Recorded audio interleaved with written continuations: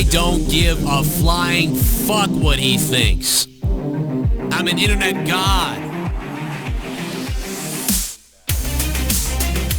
My name is Joe Cronin. We're listening to the Joe Cronin Show. Hello everybody there, right there on the Joe Cronin Show, the hardcore legend Mick Foley. You're watching the Joe Cronin Show with Joe Cronin. Personality, insight, and insanity. Wrestling talk with attitude. This is my dear loyal lieutenant, Brother Cronin. He's a good man.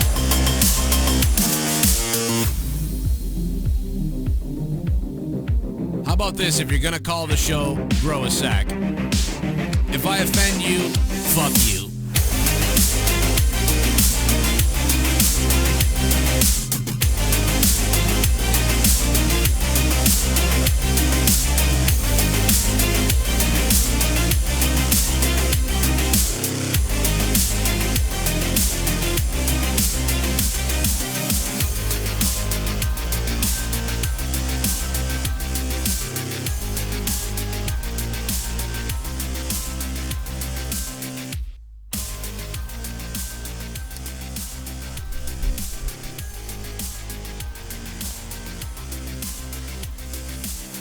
Joe, if you're listening, you stupid fuck. He looks like one of those guys that from Long Island that wants to be a white rapper, but he's 30-something years old, lives in his parents' basement with the droopy cap and the whatever, but he thinks he's Howard Stern, and he's got a cool way of talking in the microphone, and he's a shock jock or whatever, and somehow or another he accumulates followers on Twitter. It's fucking pathetic. So please, nobody listen to anything involving a guy named Joe Cronin, because it's just so fucking sad.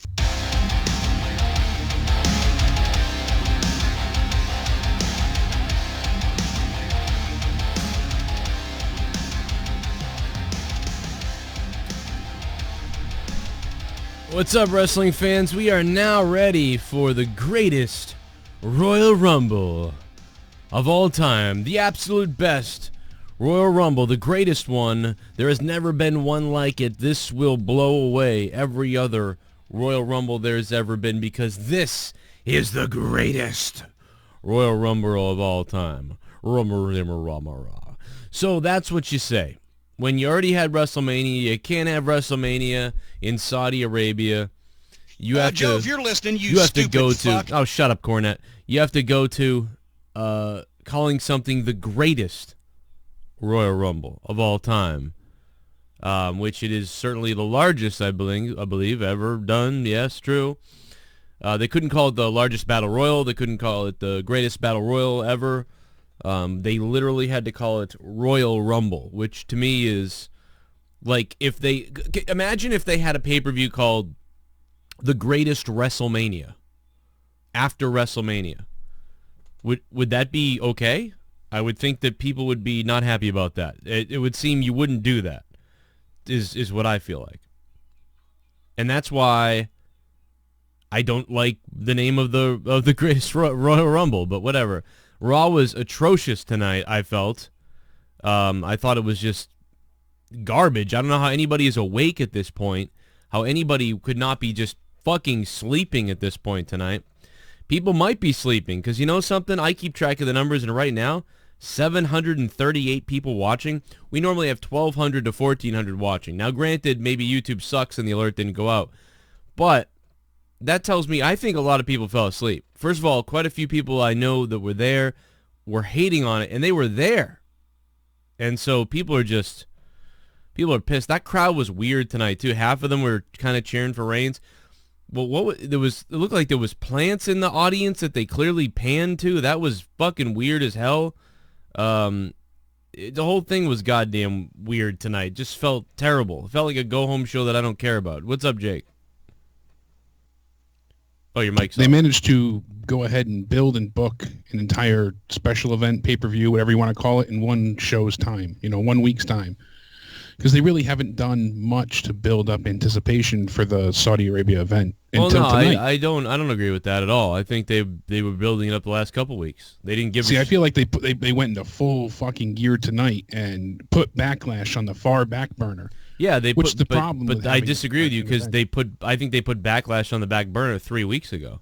They've been. Yeah, I mean they haven't mentioned much of it, but I feel like tonight was just an overdrive mode of got to sell this show, got to make people subscribe, got to get people to, it just. Well, if that's what they did, then that's good. But that's not what they did. Well, I don't think it was the right idea entirely. I don't feel it was as gradual as you do. I think it was more sudden.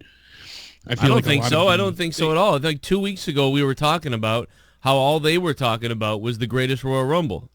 Yeah, I see what you're saying, but I feel like they just announced the matches as of a few weeks back. And they still kind of did that in some ways. We didn't see Triple H or John Cena. We didn't see The Undertaker talk about anything. But they tried to really build up storylines tonight for the Rumble itself, I felt like. Well, I mean, they're typical booking a event just as bad as they booked any other event. That's true. Yeah, that's goddamn fact. But they put over this show way more. Like, that's why Raw hasn't been good, because every week it's just been about, guess what's going to happen at the greatest Rumble? Like, and then who cares about watching Raw next week, because all we found out about tonight was how the greatest Rumble is going to be great. Yeah, and unfortunately, I feel like they put too much emphasis on that. They didn't really talk about the shakeup nearly as much or any of the effects. I mean, they showed some of the new wrestlers, but I feel like instead of starting any new feuds, really, I mean, they did a few things here and there. But it was just... Now you're confusing me, because now you want them to focus on Raw again, but you don't want them to sell the pay-per-view. They could split it up. They could certainly do a 50-50. I didn't want any build towards the goddamn greatest Rumble. You don't want any build it should towards... even exist. They're calling it the... Well, that's true, but they're doing it. They're doing the greatest Rumble on pay-per-view Friday. They're treating this like Great Balls of Fire in WrestleMania, like whatever.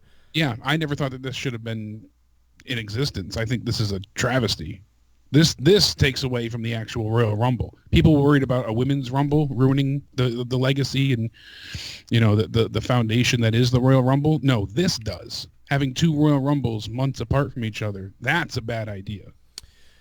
Yeah, I just think it's dumb to call it the Royal Rumble, that's all. I just think call it the Battle Royal, but it doesn't bother me too much because, I'll never remember it really for the most part, unless they do something crazy at the show.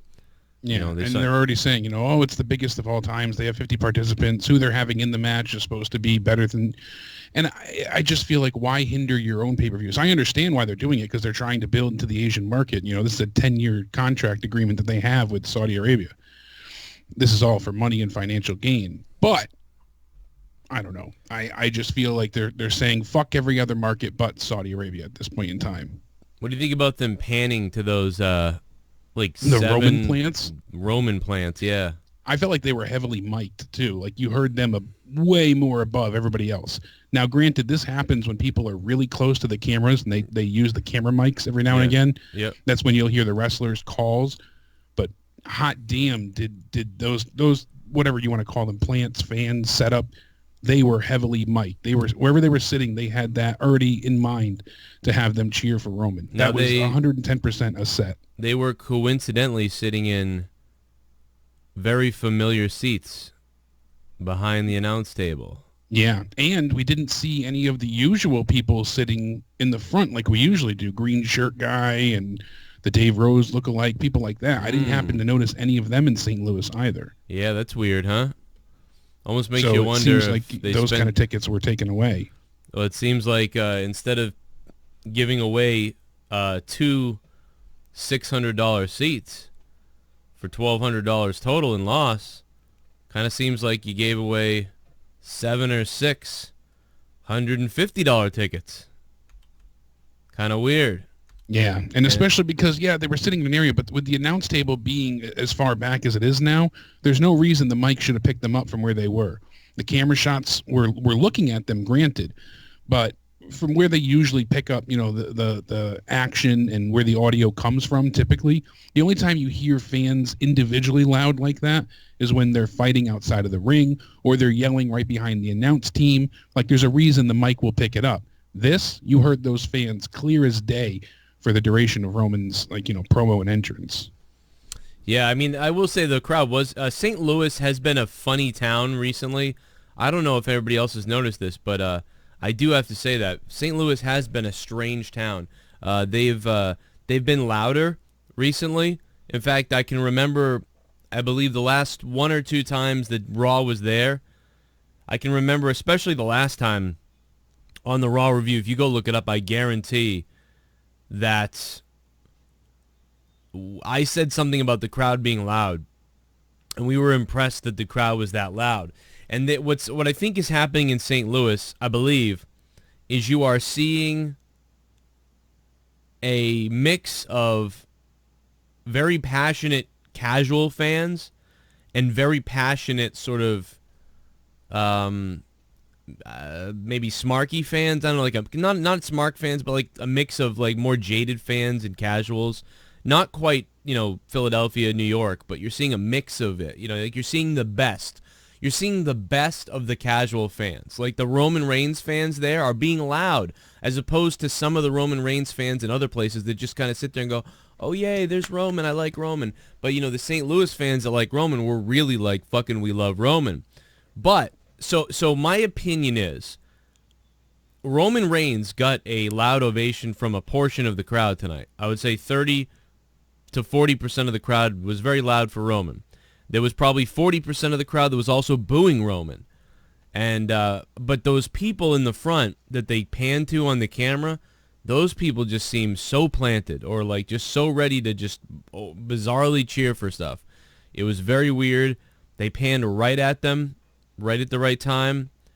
And I don't know why that was, if they were set up there or if they had just gone outside and seen a group of people been like, hey, want to come in here and cheer loud? We'll give you tickets. Or if it was like a group of people that somebody knows at WWE, I don't know, but they were definitely in those seats. Now, I made a video yesterday on my main channel, which if you guys aren't subbed, make sure you sub my main channel. And I will play the donations in a minute, by the way, because, of course, I have to, because we need them. So if you guys want to donate, the link is in the description box down below, Streamlabs.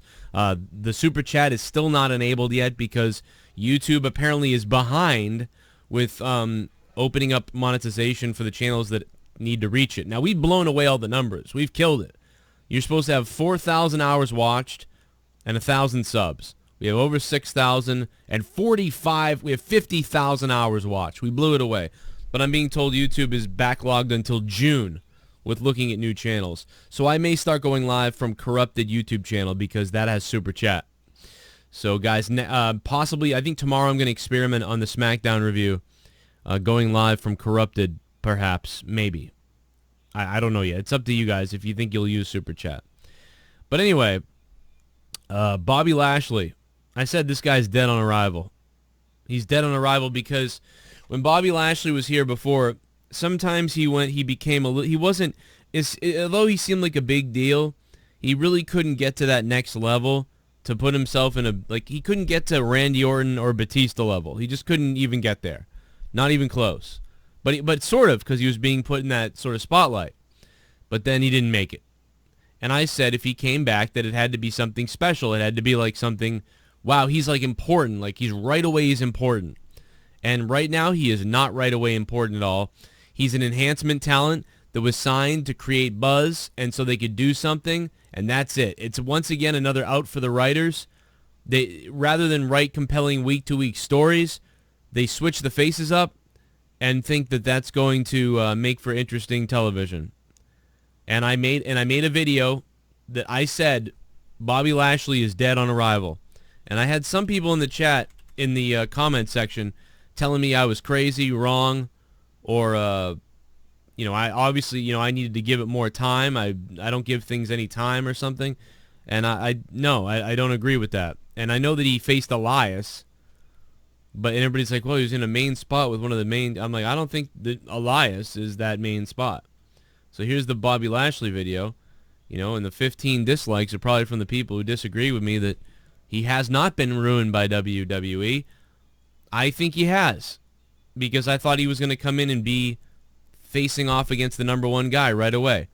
I thought, if anything, at Backlash, I could see Samoa Joe, Roman Reigns, and Bobby Lashley and somebody else, putting him in that main title picture attacking Roman or attacking Brock Lesnar, something like that.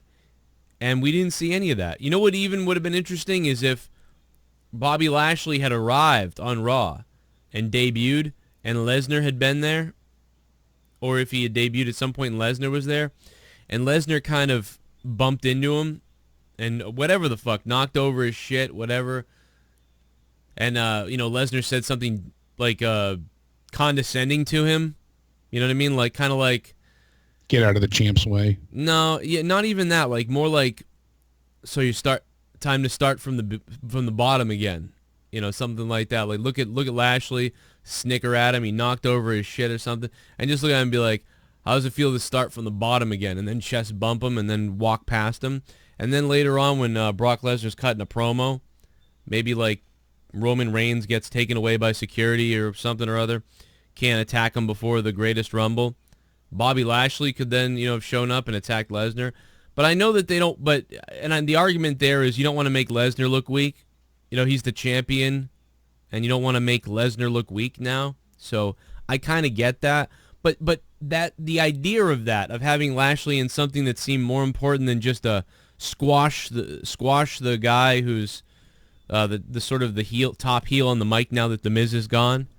I get it, but then a 10-man tag, he doesn't have anything to do with it. He doesn't win it. He doesn't do anything. He's just there. Then tonight he's got to play fucking second fiddle to Braun Strowman.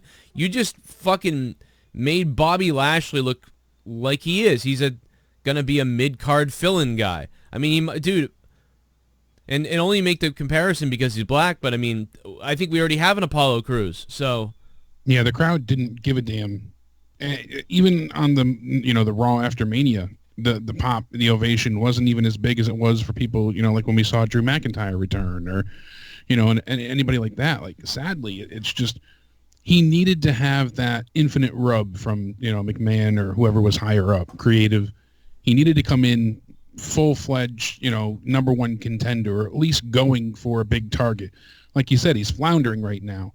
He's going to be what Bobby Roode is, and then possibly even less. Yes, exactly. Except for, he doesn't really have the glorious thing. And Bobby Roode just looks like an idiot doing the glorious thing now because he's not over, and he's cheering at like people are over. And I know he's supposed to do that. He's trying his best. And he's losing. Just make him a heel. The other thing real quick before I play a donation, we hear what you guys are saying about this. And I will take phone calls in a few minutes. No way, Jose. You made him look like Adam Rose last week, which is just a major mistake. You bring a conga line out there for the goddamn guy, and it looks dumb. And all the casual fans immediately say, well, the new ones don't know who Adam Rose is, but the very new casual fans think, what the hell is this? And the regular casual fans say, hey, isn't this Adam Rose? Or isn't this that Adam Rose thing? And who's this Jose guy? And then the hardcore fans, even the NXT people, think, what is this, Adam Rose again? So you got everybody thinking Adam Rose now. Everybody, except for like morons out there or people who just started watching WWE in the last year or two. Everyone's thinking Adam Rose at this point and how he failed. So you do that again. You take all the attention off No Way Jose with his stupid entourage. And so that was a huge mistake. Tonight I thought was another mistake with his promo and the people and just who cares. They sort of made up for it a little bit, right? Because when Corbin attacked him, it became part of the story that the conga line was out there. Like, I'm afraid your conga line's going to attack me or something. And so that sort of became a reason for Corbin not to want to compete. And I guess then I give them some credit for there was a reason for him to have that conga line, I guess, but he really should have never had it anyway. So it's like, even though, if Corbin didn't attack him tonight, I would have been raging. In fact, I started to on Twitter already, and I deleted the tweet.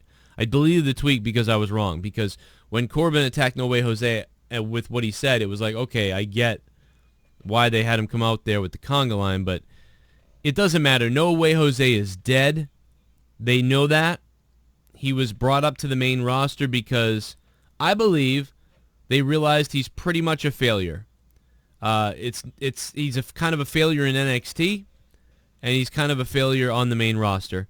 And they knew that, and they just said, well, we worked hard with this guy, No Way Jose. It's not really going to work anymore in NXT. It's not working that much. We've got, other characters that are working like Velveteen Dream, and No Way Jose just isn't even working here.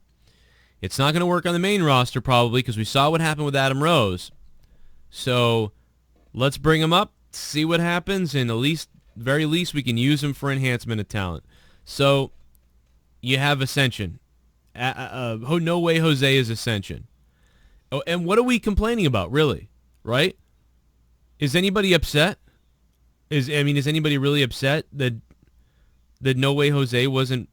Are we being ridiculous by thinking all the time that to be successful, you need to be someone who comes from NXT, has a decent sort of gimmick and setup, and then comes to the main roster and just becomes like a star and just becomes like a main guy? Or is it sometimes that they are set up to fail in a way because they're making everybody else look good. They're knowing their role. They're going into that role. What do we think No Way Jose was going to do? Do we think he was going to become the WWE champion with AJ Styles and Nakamura and Braun Strowman and Roman Reigns and Brock Lesnar? And we knew he'd be comedy relief. I mean, you hit that nail on the head clearly. Like, there's been certain times where the gimmick is not fantastic, but it's still feasible and able to be worked with. And the Ascension is a perfect case. And then they came out and they ruined them with creative by making them make fun of and try and be the new Legion of Doom. And, when they did all that, it was real disrespectful. The crowd hated it. They were rejected. That was it. They were done for within like 3 weeks. All the dancing gimmicks, Brutus Clay, Too Cool, no one wants to, they're nothing more than an entrance or a silly, moment of brevity that goes nowhere. You don't want to see them wrestle. No one wanted to see Too Cool wrestle. They wanted to see them do the worm, Scotty 2 Hotty and, Yeah, that was it. And they wanted to see them dance. They didn't want to see them wrestle. They didn't want to see them, that's the problem. You book yourself into a severe corner with these types of gimmicks. So yeah, we didn't expect much from Jose, and it's not that he's fantastic in the ring either. So I mean, he's not knocking your socks off with his work ethic. I just feel like, why do they even bother coming out with these gimmicks sometimes? What's the point? I don't know. I think they try things, and I think that No Way Jose was a little, it was goofy. It was minorly successful, and then people kind of liked it. So like there was, you weren't going to just say stop, So people kind of liked No Way Jose. So they went with it. And they got some kind of gimmick out of it. I'm not impressed with what he said on the mic tonight. I think that entourage makes him look weak, makes him look stupid. And he got attacked by Baron Corbin, who we heard is going to be getting a huge push. And so here you go.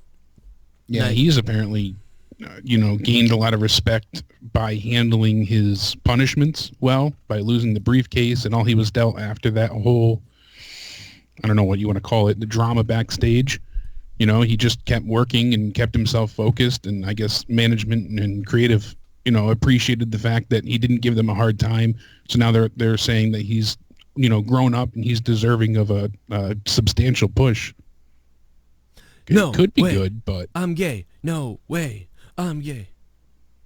What did you think about that? Well, all right, I'll get to that question in 1 second. We're gonna talk about what we thought about the greatest Royal Rumble being advertised next to the women's main event. But let's play a donation here.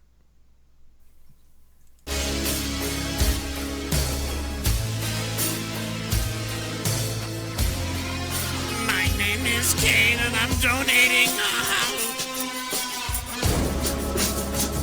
It's gotta be Kane. Hey Joe and Jake, tonight was the same dog vomit as usual. Booker T still on drugs. Now we have the greatest Roman Rumble on Friday. Tonight's Raw reminded us all that shake up doesn't mean shit when you have the same buck-tooth moron in creative. Yep. I told everybody. Everybody's like, ooh, the shake-up. Yeah, it'll make it a little bit better because they'll be different. Nope. Won't make a goddamn fucking difference. I'll say it every week if I have to. I don't give a fuck if goddamn Kenny Omega comes back. It shows up. Doesn't matter. Raw gave you AIDS. Thank you, No Death, by the way. Motherfucking No Death. Raw sucked. Bry Guy, that was it, man. He's just short and sweet. Your Raw sucked. Bry Guy, thank you, man, for the $7 and keeping this show on the air every week. Straight Bry to the Guy. point. Yeah, right. Just fuck it. It did. Nobody liked it, I don't think. I can't really find anybody that really loved it. I thought some stuff was a little bit interesting. I appreciated some little things they did, to be honest. But mostly I wanted to go to bed. Gable beating Jinder. That was interesting. I liked how he got out of the Colossus. I don't think he fully got that push off, but... Oh. Here's another one. Another hater.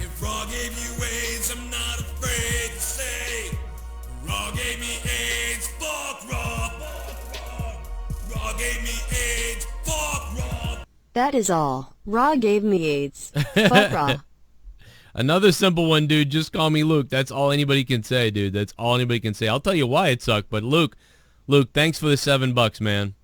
Thank you very much. You guys can donate in the link down below in the Streamlabs link, and people hate it when you do it, man. Trust me. I'm attacked all week about it, so go for it. Fuck them in the face. You keep the show on the air, and thank you guys.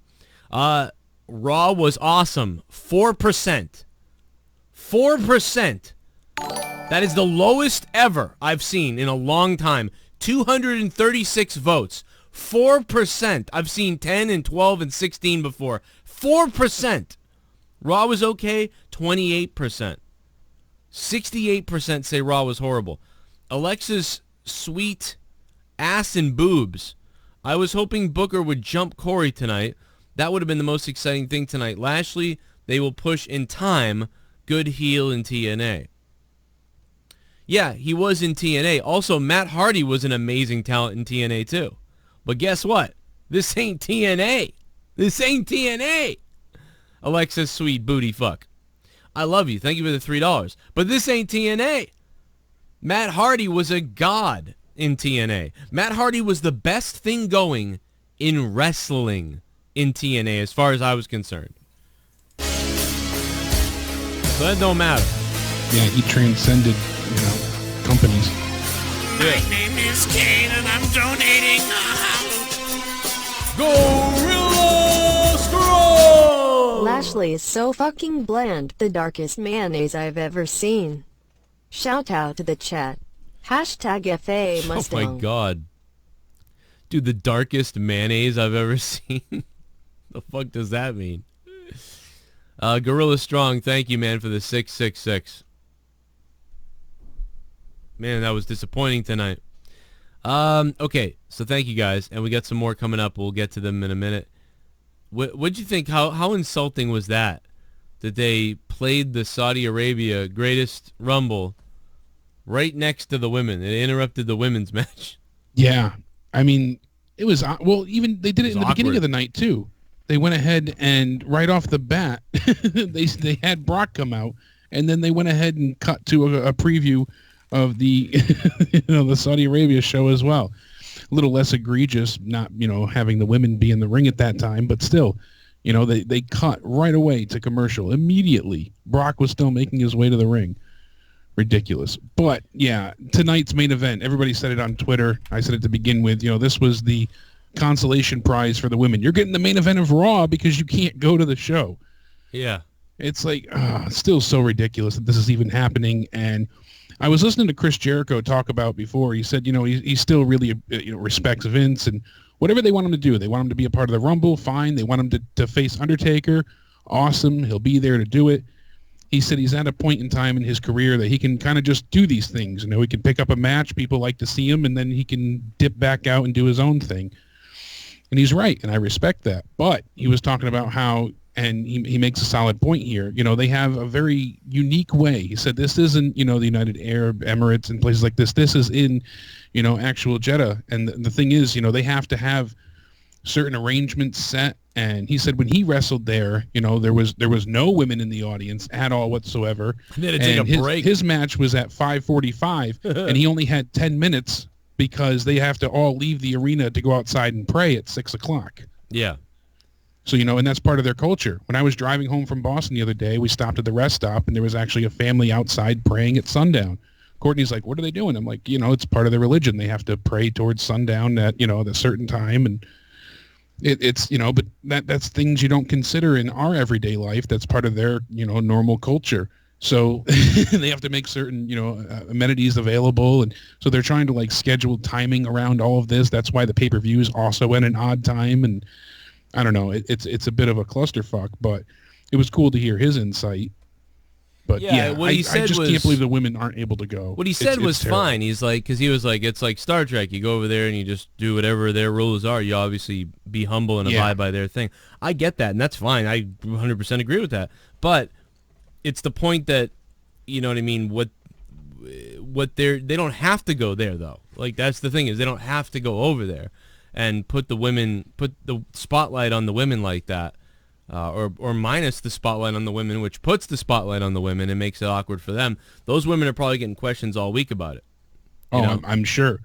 What's your role going to be at the Greatest Royal Rumble? Or why aren't we're you staying there? home. Yeah, why are you staying home? Or people are going to hear about it and they're going to be like, oh, the women are staying home because they're not allowed to wrestle there or whatever. But I guess they are, right? Aren't they allowed to wrestle if they cover their body up? Or that's what I'm confused about. I don't know if it's just the way it's been done, because I thought Impact was there and then WWE was at some other point. I really don't know. It's everything I've read is such a big contradiction. Yeah, I don't know. And I guess there's also going to be a Paris house show going on coming up soon that they're starting to push. Ronda Rousey is going to be headlining as well, so they're really trying to make more of a global attempt. Well, that won't be a big deal. I mean, it'll just smell like piss there. But everything. I'm just kidding. I don't know. Everybody will be feasting on baguettes.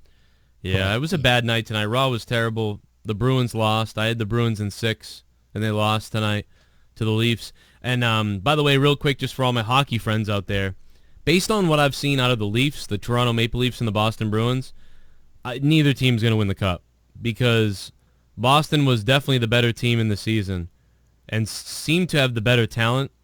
But the fact that they're going 7 games is weird to me.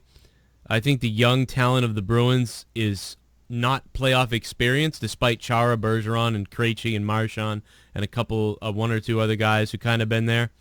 McQuaid. I think the younger guys, it's starting to wear on them where they're like kind of awestruck right now. And I knew that could be a problem. And if that wasn't happening, they would clearly beat the Maple Leafs.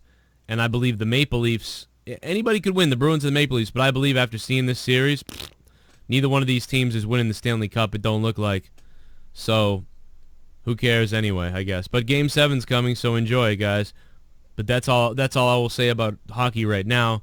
And I'll talk more about hockey later on my other show. What was I going to... Oh, yeah, I was going to take a phone call, but I lost the call. Sorry. It just feels like Raw is missing something, and I noticed it last week. Unfortunately, I wasn't around for the review, but I was like, oh, here we go again. They originally with the shakeup, they neutered SmackDown. Now I feel like they took a little bit too much away from Raw, in a sense. I don't know, because you have your top players, but with certain ways that it's set up, Roman being busy with Brock and Braun currently in this like state of limbo. The crowd's happy to see him, but there's no real storyline with him. Everything kind of feels like it's floating. We've seen Finn and Seth be more tag teams than face off, and it's an odd pairing, and it's I get their faces, so they're working together, but it just kind of feels like something's lacking at this point. And I know it's particularly the writing, obviously, but it seems like there's more direction just in 1 week on SmackDown than the entire month of Raw combined. Yeah, you know what? And I think usually the commentary sucks on Raw, but they really oversold that women's main event tonight. I don't know if you noticed that, but oh yeah, they were like just blowing, like what the fuck, dude? They were like, it's it's the first time we ever saw this happen. Yeah, they were just like, this is unbelievable. Like they were just going crazy for the women. Like it was very noticeable. And then you had Michael Cole, throwing jabs at Booker T, and of course Corey and Booker are going at it. Like Michael Cole at one point was like, Booker, one night only, thank goodness. Like just and then Booker comes out with the most ridiculous statements, and it was just a nightmare. They didn't work well together. They were very combative. Booker didn't know what was going on for a lot of things, so they had to keep correcting him, and it was just a nightmare. I mean, come on, dude. This guy don't watch. Just hire somebody. 314, what's up? Yeah, I was there tonight, and that was the first time I've left a WWE event where I've legitimately wanted my money back. It was so disappointing. The story writing is horrible. It's trash. And I'm going to tell you what, I noticed something. You know it's a problem when you see more Bullet Club and Stone Cold Steve Austin shirts than current superstars. Wow. Let me tell you something. I know a lot. I have a lot of St. Louis listeners. There's a lot of people that tweeted me. And normally, guys, I get tweets like this. I'll say, man, Raw sucks tonight.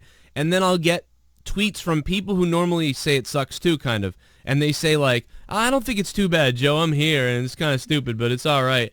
But tonight I got tons of people from St. Louis tweeting me, I want my money back. This sucks. I can't believe we bought these tickets. Like, multiple different people and sending me pictures and stuff. And it's weird because on the TV, you guys actually sounded like you liked it. Like, the crowd sounded into the show. But yeah, Braun was really over. He was the best part of the night. I don't know if you guys heard it or not, but Brock Lesnar got booed. And legitimately booed. Oh yeah, he got... And it was very surprising. Brock Lesnar got like 80% booed tonight, and Roman Reigns got about, I would say, 50% booed. It was like 50-50 for Reigns? Yeah, very split.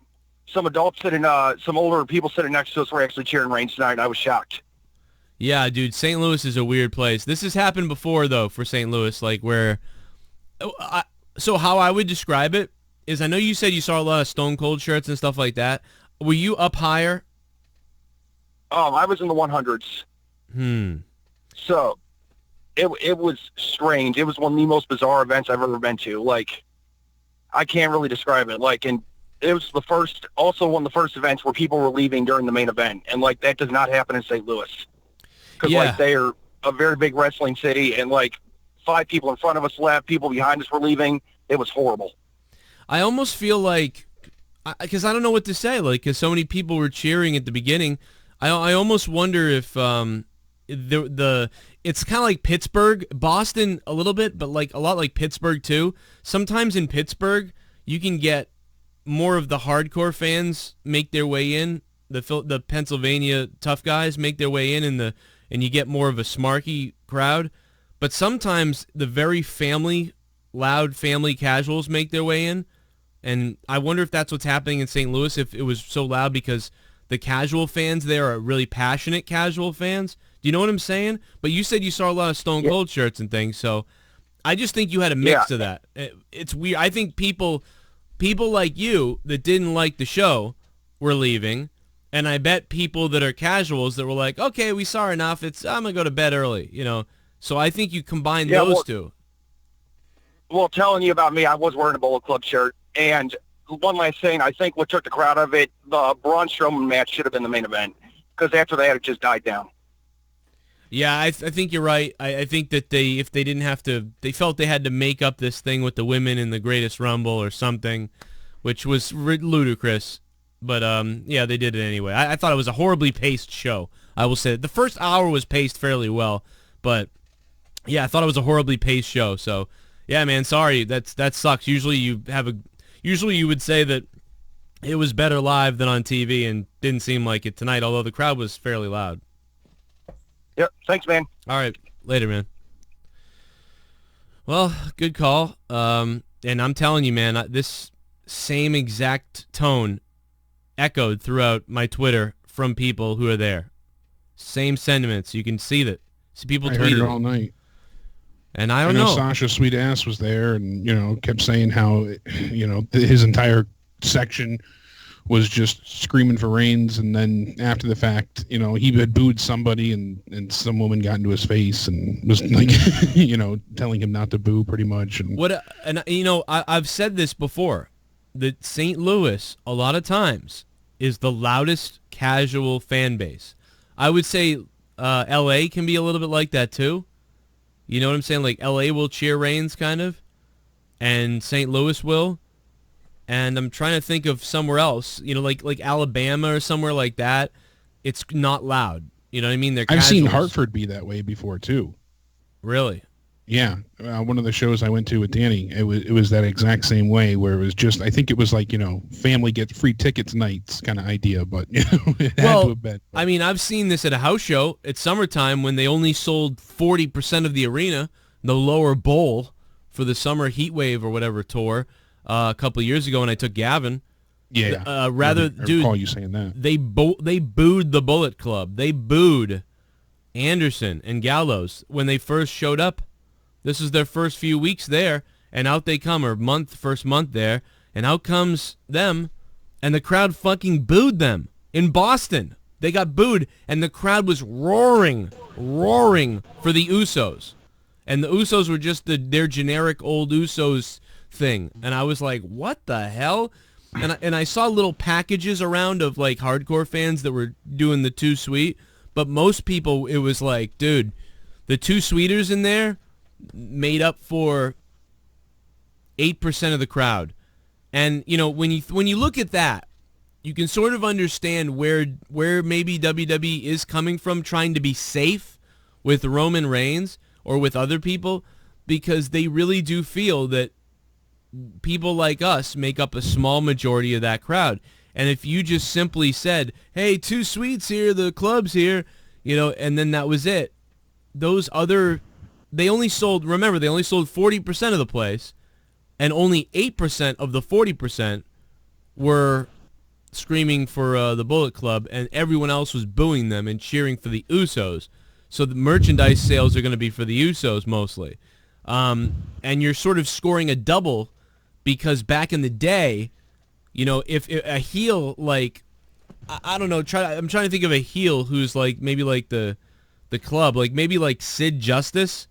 When Sid Justice was Sid Justice, right, versus Hulk Hogan at WrestleMania 8, and Sid Justice had a T-shirt that said, like, you know, Justice or Big Sid Justice, something like that. I bet you his merch sales were horseshit.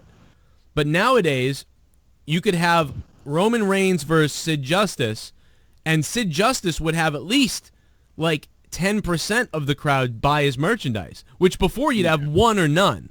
Right? You would sell no merchandise almost with a bad guy. Now you can actually make a profit on the bad guy, and make your profit on the face. So it's kind of weird to look at it like that, but you know, that's part of the reason that we have such trouble, you know. And I don't know what to say, how to fix that exactly, but I do know I'm going to refill my coffee because I need another shot of this thing to stay awake and to start waking up here as we go. So I'm going to put you on the phone with our friend Matt the Misfit. What's up, Matt? Is it bad that the TNA pay-per-view last night was better than the Raw? And you know what? I wish I watched it before I go real quick. I wish I watched it, but because of what TNA's done to me, I just can't. I won't review them. But I only watched it because Su Yung was wrestling, and she's one of my favorite indie female talents. So, I mean, I'll probably get over myself in a little while and start watching it again. I'm sure it was better, though. How about this real quick before you get anything else? I like the TNA belts, the new belts. Oh, yeah. I like the way those look. They have the big oval design. I actually like those. Those look pretty cool. Yeah, the House of Hardcore match that happened last night was fucking disgustingly brutal. See, I didn't see any of it, so I've heard a lot of good things, surprisingly. Yeah. But I know. People unanimously said it was a good show, and that it was a pretty good show. I mean, you know, and then the match been wanting to happen is apparently happening. I should know. I'm probably not going to say spoilers here, but it's going to involve Su Yung and Rosemary. That's about it. I'm going to say there. But but tonight was fucking god awful. Alexa Bliss, I'm done with her. That fucking segment was fucking. I muted my TV. I did not. I'm tired of Alexa Bliss. Yeah, and I didn't think we would be tired of her anytime soon. She was on top of her game, and she was great on SmackDown. She was great on Raw too. I mean, even as a champion, I know she kind of had a set routine, but I enjoyed her still. I mean, the only thing we got out of her tonight was that she was facing away from the hard camera, so you got to stare at her ass cheeks. That's it.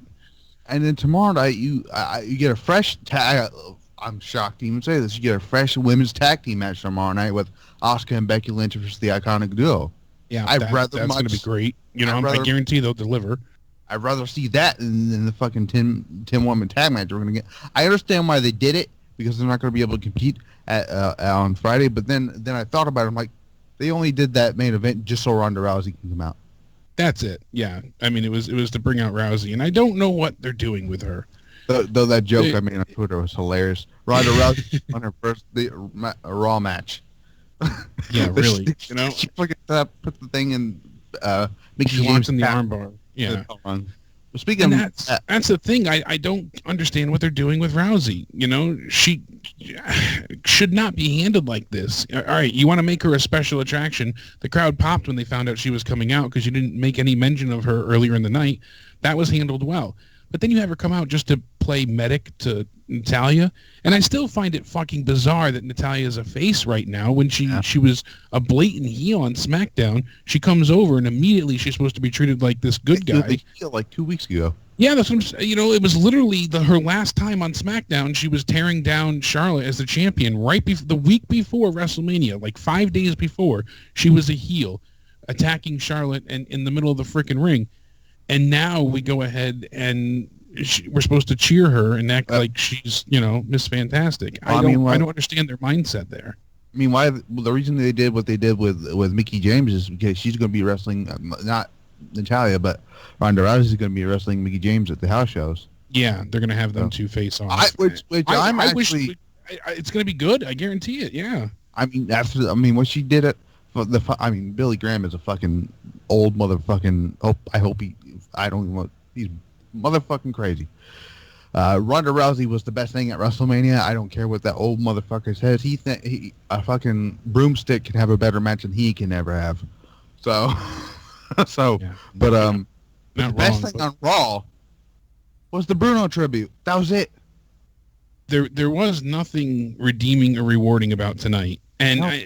I just felt like they went too hard in on. I'll actually take the that greatest back. Rumble. They're too focused on that. I take that back. The Ziggler McIntyre promo was good. I like McIntyre. I didn't care for Ziggler. I know a lot of people were like, "Oh, Ziggler's good." I don't like what they did at this point. His theme music though. The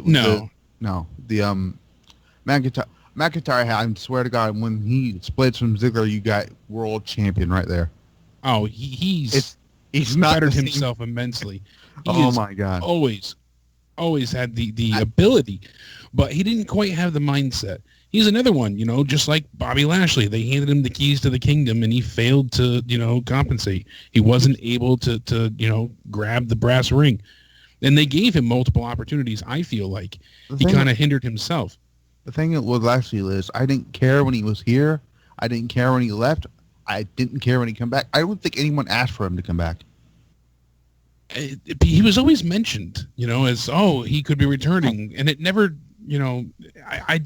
I wasn't excited for it. I didn't care to see it. I mean, he kind of ruined I don't want to use the ECW thing, but that should have been Punk's moment. And he took yeah. We're at the Elimination Chamber. Because wasn't it Paul Heyman said that he wanted CM Punk to win, and Vince is like, no, we need Bobby Lashley. Yeah, that was December to Dismember pay-per-view. Let's never talk about that pay-per-view ever. Yeah, that was one of the lowest, bought pay-per-views in WWE history anyways. But to get back to tonight though, you're right. Bobby Lashley, he never did anything for me. He was always very generic. Yes, he's impressive with his strength and his abilities, but I never felt like his wrestling was anything more than like a 6.5 or 7 out of 10. He put on some good matches, no doubt, but he never blew me away. And he was lacking charisma. His voice was kind of odd for his body. I'm not hating on him. It's just he didn't do anything that blew away my expectations. Speaking of Bobby Lashley, who won that tag? Because I missed the ending of the match. Who won? Was that Roman and Lashley? Oh yeah, they ended up where Kevin Owens got attacked by Braun on the outside multiple times, which was very entertaining. Braun he was just running wind sprints at that point. Runs around the outside of the ring, and he gave a running drop kick, I shit you not, to Kevin Owens, and Kevin sold it perfectly. flies himself into the steel stairs with his head and everything. Like, it was just a fantastic landing. And then they went into the ring and they took turns just destroying Sami Zayn for the next about 5 minutes. I have a prediction, though, with Kevin Owens. I would keep them as a tag team, and then I would have them feud with Hardy and Wyatt for the tag team titles. Tell me you wouldn't want to see that. I would want to see that. And I'm happy that Hardy and Bray are working well together at this point. Bray Wyatt, it's better than them floating around. They're going for the tag titles. Weird, though, to hear Wyatt get cheered, though. It's really odd to hear that. Yeah, because you've been so against him for so long, it's hard to break that. Well, I wasn't. I'm saying in general, not just you and I, but yeah, you know, the universe in general has been against him because he's been a heel and he's been, you know, not winning at all ever. I mean, think about it. If you go back to WrestleMania, you know, just with John Cena, he never should have lost that match. And then everything that transpired after that, they have that mindset still that wins and losses do not matter, but they do. Well, we're talking about he could never be taken seriously. So at least now with him being with Matt, I feel like it gives them both a purpose. I'm okay with it. Well, since we're talking about the greatest Royal Rumble, do you think Undertaker, I guess, costs Rusev a match somehow tomorrow night? No, I don't think we'll see Undertaker at all. How long do you think that match? Do you think it's going to be longer than the Cena match? No, by about 2 minutes. I think it'll be a 5-minute match. Yeah, it'll be. How long was the Cena one? Cena was 2 minutes, I think. Around that time? No way, it was 2 minutes. He did a bunch of stuff. It was like 2 minutes and 46 seconds. I'm pretty sure it was really short. Jesus, I think that was the shortest Undertaker match in WrestleMania history. I think too. It's pretty close, I guess. I thought it was like 5 minutes, though. I guess I'm crazy. Wow, Jesus Christ, Matt the Misfit. Thanks for the call, Matt. Wow. Look it up. Yeah, I feel like it was at least like 4 minutes. I'm looking it up right now. I know for a fact it was incredibly short, and I didn't feel like it was that short either, but it was. I feel like it was 4 minutes. Maybe 4 minutes and 13 seconds or something. Maybe. It was super short. I'm trying to find it now. Maybe someone in the chat will be able to pull it up faster. Play a donation. Put your hands in the air if Raw gave you AIDS. Put your hands in the air if Raw gave you AIDS. I'll suck you off. Raw gave me AIDS. Fuck Raw. Fuck Raw. Raw gave me AIDS. Fuck Raw. Fuck. Love the fuck up in the back. They go to Natalya and the women. Oh. Natalya starts to say her pre-written line before they tell her she is live. They do, and she repeats the same thing. WTF. Fuck production, fuck WWE planning, writing as fuck. They are so fucking stupid, Haskell. Thank you, Haskell 420. So they went to fucking Natalya and she was like repeating her line. I missed that part. Yeah, they said that, you're live, and she had said it, and I guess she didn't hear that she was live, so then she said it all over again. Somebody, if anybody can clip that and put that on Twitter for me so I can see it, please do that. There's also something else I missed. If you could clip that and send that to me on Twitter, at Real Cronan on Twitter. Also, make sure to follow me on Instagram. I did an Instagram live today, and people were like able to come in and do video with me, and it was awesome. So let's do more of those, but you guys got to follow me on Instagram. Instagram.com/Joe Cronin Show. What was the other thing that happened tonight? People were 2 minutes 45 seconds. John Cena and Undertaker. Wow, I would have said at least 3. That's crazy. Taker chokeslammed him at 2 minutes and 20. Did the pile driver and got the pin at 2:45. Did they make a joke about that midget guy who died? Yeah, Vern Troyer. Vern Troyer. Did they make a fucking joke about Vern Troyer dying? They did make a joke about him. Jinder did, I believe. Yeah, because he was like going off on Gable. It was great, but I left the room to grab a drink, and then I saw people saying that. What did he say? Does anybody know what he said?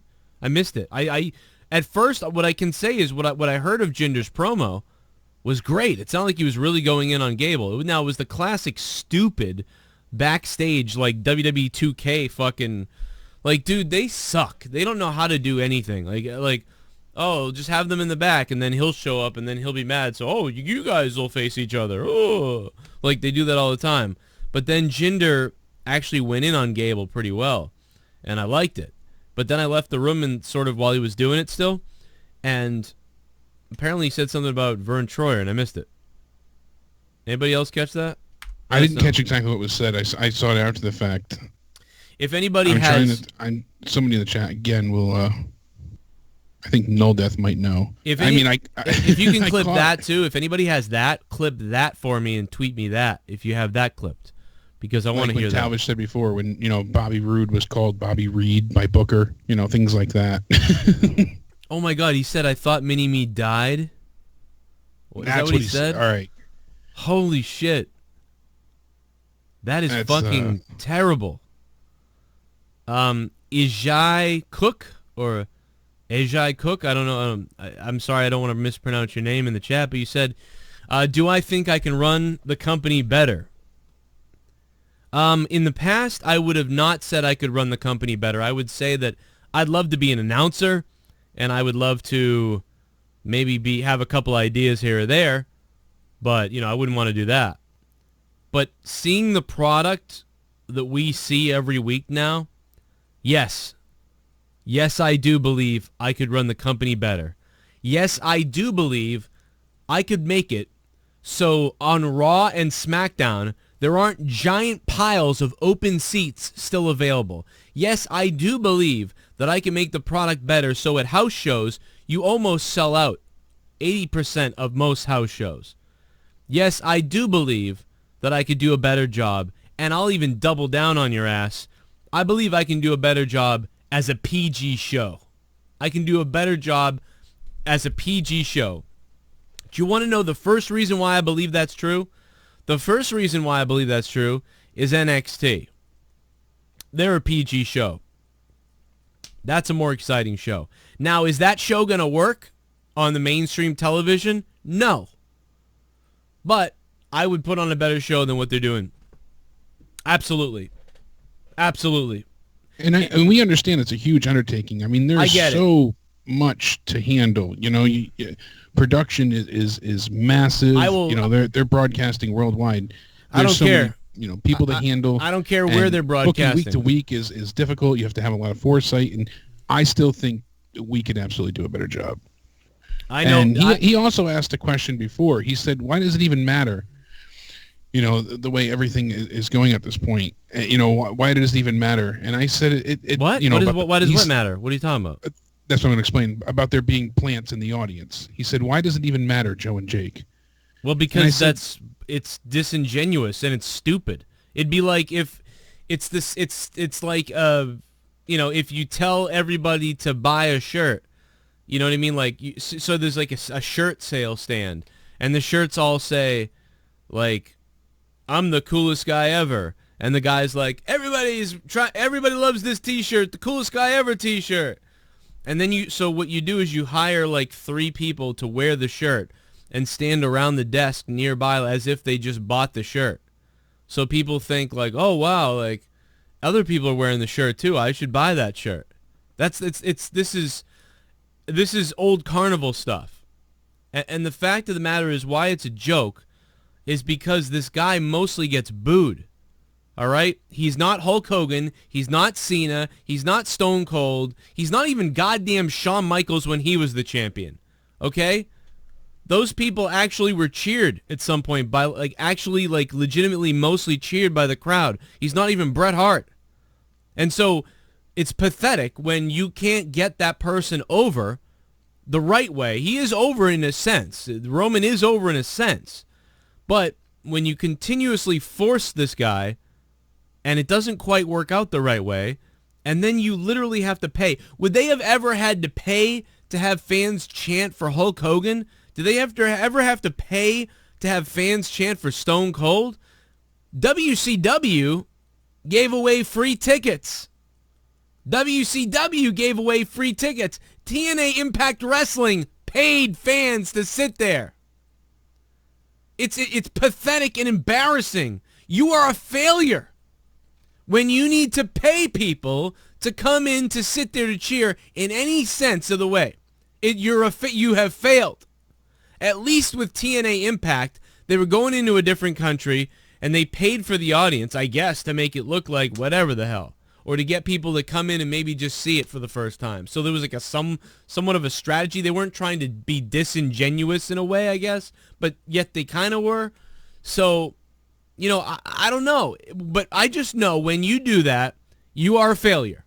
That mentality is associated with failure. WCW gives away free tickets.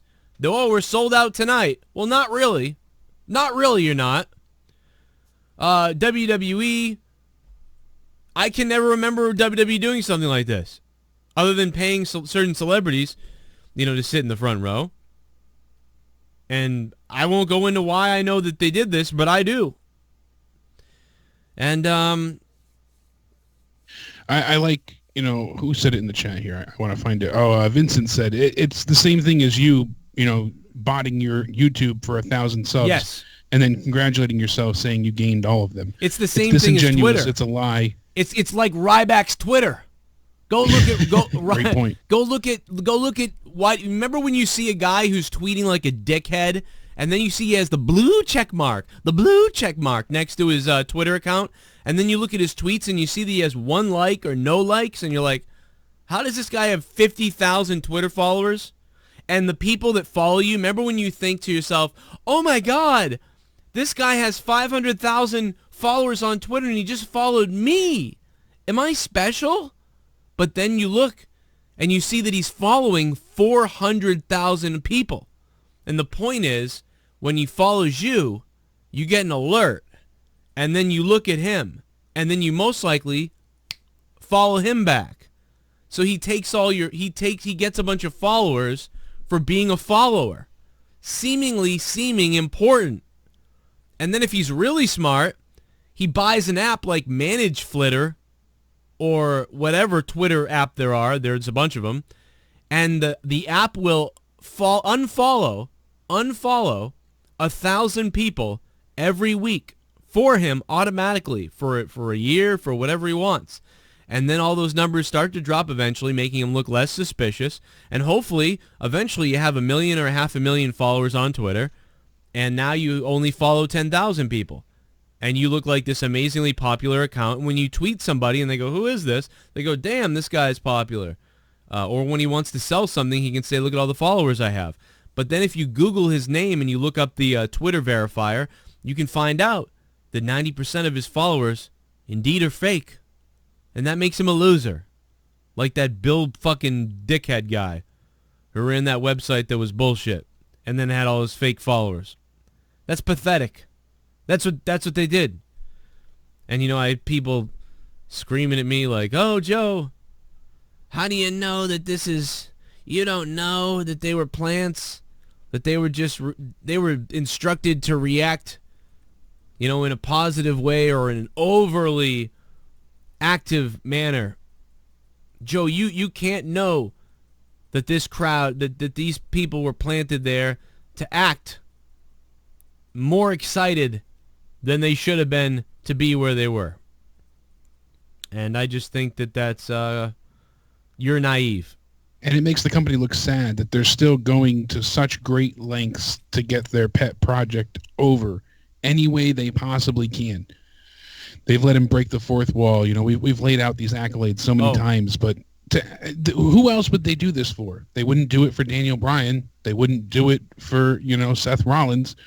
Or they wouldn't do it for AJ Styles. They wouldn't hire fans to cheer for them in the audience. And when the fans do genuinely cheer for someone, they get punished for it because it's not their intended plan. I'll just leave this right here. Mm-hmm. Ty Dillinger, great example. Where was I sitting? Right behind the announce table. Interesting. Think. Wait a second.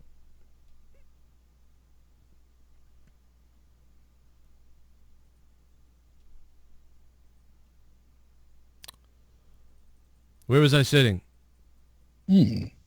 Front row yet again. That's peculiar.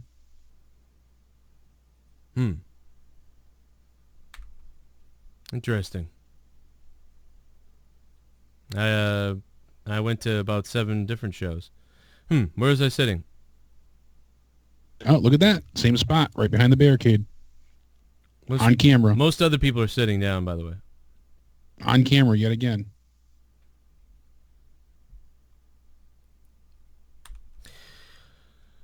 I didn't take acting classes, but I'm just telling you. Wake up. dummies on Twitter who don't know what's going on. Let's take a couple donations.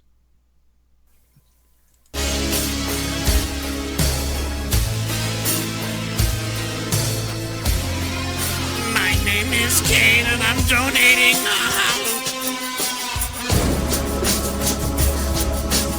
Didn't watch Raw, decided to play with my meat log instead, but I did want to donate though.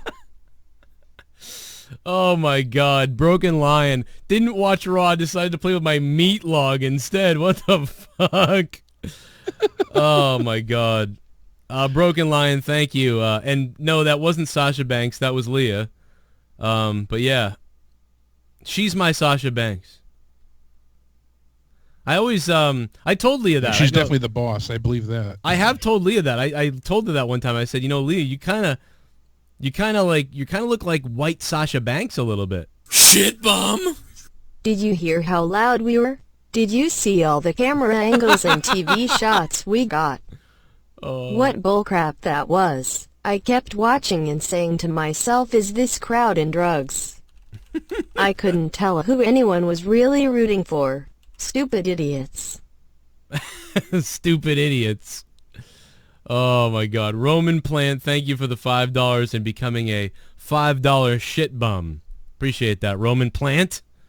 There was like 6 of you. There was the girl with the red hair and which one of the 19 are you? Yeah, right? Shit bum. Rossick 1/10. Fuck the It's not NHL like this happens and every this week, company we're does saying, not but give a tonight it was fuck, plain and evidently simple. obvious. They were mic'd up. Honest truth here, Joe, we should watching the Raw show. But we can't because we all passionate wrestling fans. Good to see Jake DeMarco back on the Raw review. Yeah, man, you didn't even ask about him, goddammit. Now, Mark, thank you very much, Mark, for the $5 and becoming once again another $5 shit bum. We got Khalil Bama's coming up next. Mark, thank you, man. Yeah, Jake's all right now, kind of. You got some decent news, I think, before Khalil Bama spills in here, but he was up near me. $9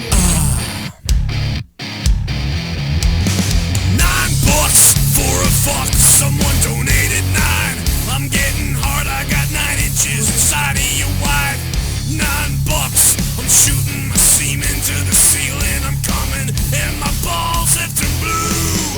$9. Suck my dick. So they changed Rue's theme again? Dumb. Did you hear Booker call Chad pure white meat? Dumb. Mistrudge still using Mistherm. Dumb. Yeah. This show was dumb. Khalil Bama, thanks, bro. Khalil Bama. Yeah, Mizraz using the Miz's theme. If I was the Miz, I'd be pissed. I don't know why. I'd be like, really? They're using my theme? Piss off. There's a couple things we got to get to, but we have on the phone someone that was there tonight. It's Sasha Banks' sweet ass. What's up, Joe? What's up, Jake? What's up, man? How are you? What'd you think? Raw was kind of bad to me, and I was there live. It was kind of bad. That's really weird, man. This is I got to tell you, this is the first time I've ever heard multiple people on Twitter and call in say Raw was bad when they were there. It was bad. I had a lady literally call me a hater because I was booing Roman Reigns. She called me a hater. It was very weird today. What the hell? I'm telling you, man. What's up with St. Louis? Like, because this isn't the first time. There's been other times this has happened too. It's something about that. Yeah. It's what the hell is going on in St. Louis? And then Bobby Lashley wasn't really getting a pop. It was just really bizarre. I don't know. I didn't really like the fact that Bobby was thrust into that tag team match. I thought it could have been somebody else, or why Bobby Lashley? Because it looks like they're trying to make him look weak. I want Bobby Lashley to be, how can I put this? Be like he was in TNA. Be on a level of Brock Lesnar of a type. I can remember doing the TNA reviews back when Hardy was there because I was watching a lot of Impact at that time, and I remember saying like, wow, like I love like Bobby Lashley so much better. Look at how much bigger and real he feels. He feels like he is their Brock Lesnar, and he feels like it. Like he feels important. Now, I wasn't happy with how he kept winning at the time, or like they kept kind of going to him and then he'd go away. So he was like their Lesnar, so that was my criticism. But he felt like a big deal there, and yeah, now he just looks like some douchebag with a fucking bandana on his hat. Put that sweatband around your head, you fucking sweating bald-headed fuck. And I got two things to ask you guys. What was y'all rate for Raw tonight? That's one question. And I think Drew McIntyre and Dolph Ziggler's promo was 10 times way better than Reigns. Yeah, I liked what they did. I don't know what's up with Galloway's music. It like changed again, but yeah, I don't know. I kind of do like them. I would like them more if they were sort of like Drew Galloway or Drew McIntyre was to win the belt, to win a title or to be like the guy that was pushed, and Ziggler was kind of his representer instead of being the one to win. So I'm hoping they go that way, and that's when Ziggler attacks him, at some point, and then that's how they break up. But I did kind of like them together because it was different, and I know that everybody was making the Diesel Shawn Michaels comparison, and now they're going to do that with the Miz and what's his face over on SmackDown, but Big Cass. Yeah, but which is weird to me that they keep doing these parallels on the shows. They have the 3 women teams show up on the shows. They got the 2 guys showing up. I just think that's weird. But I don't know. I kind of like that. That was one of the parts I didn't mind tonight was that. I would probably give tonight a 4 out of 10.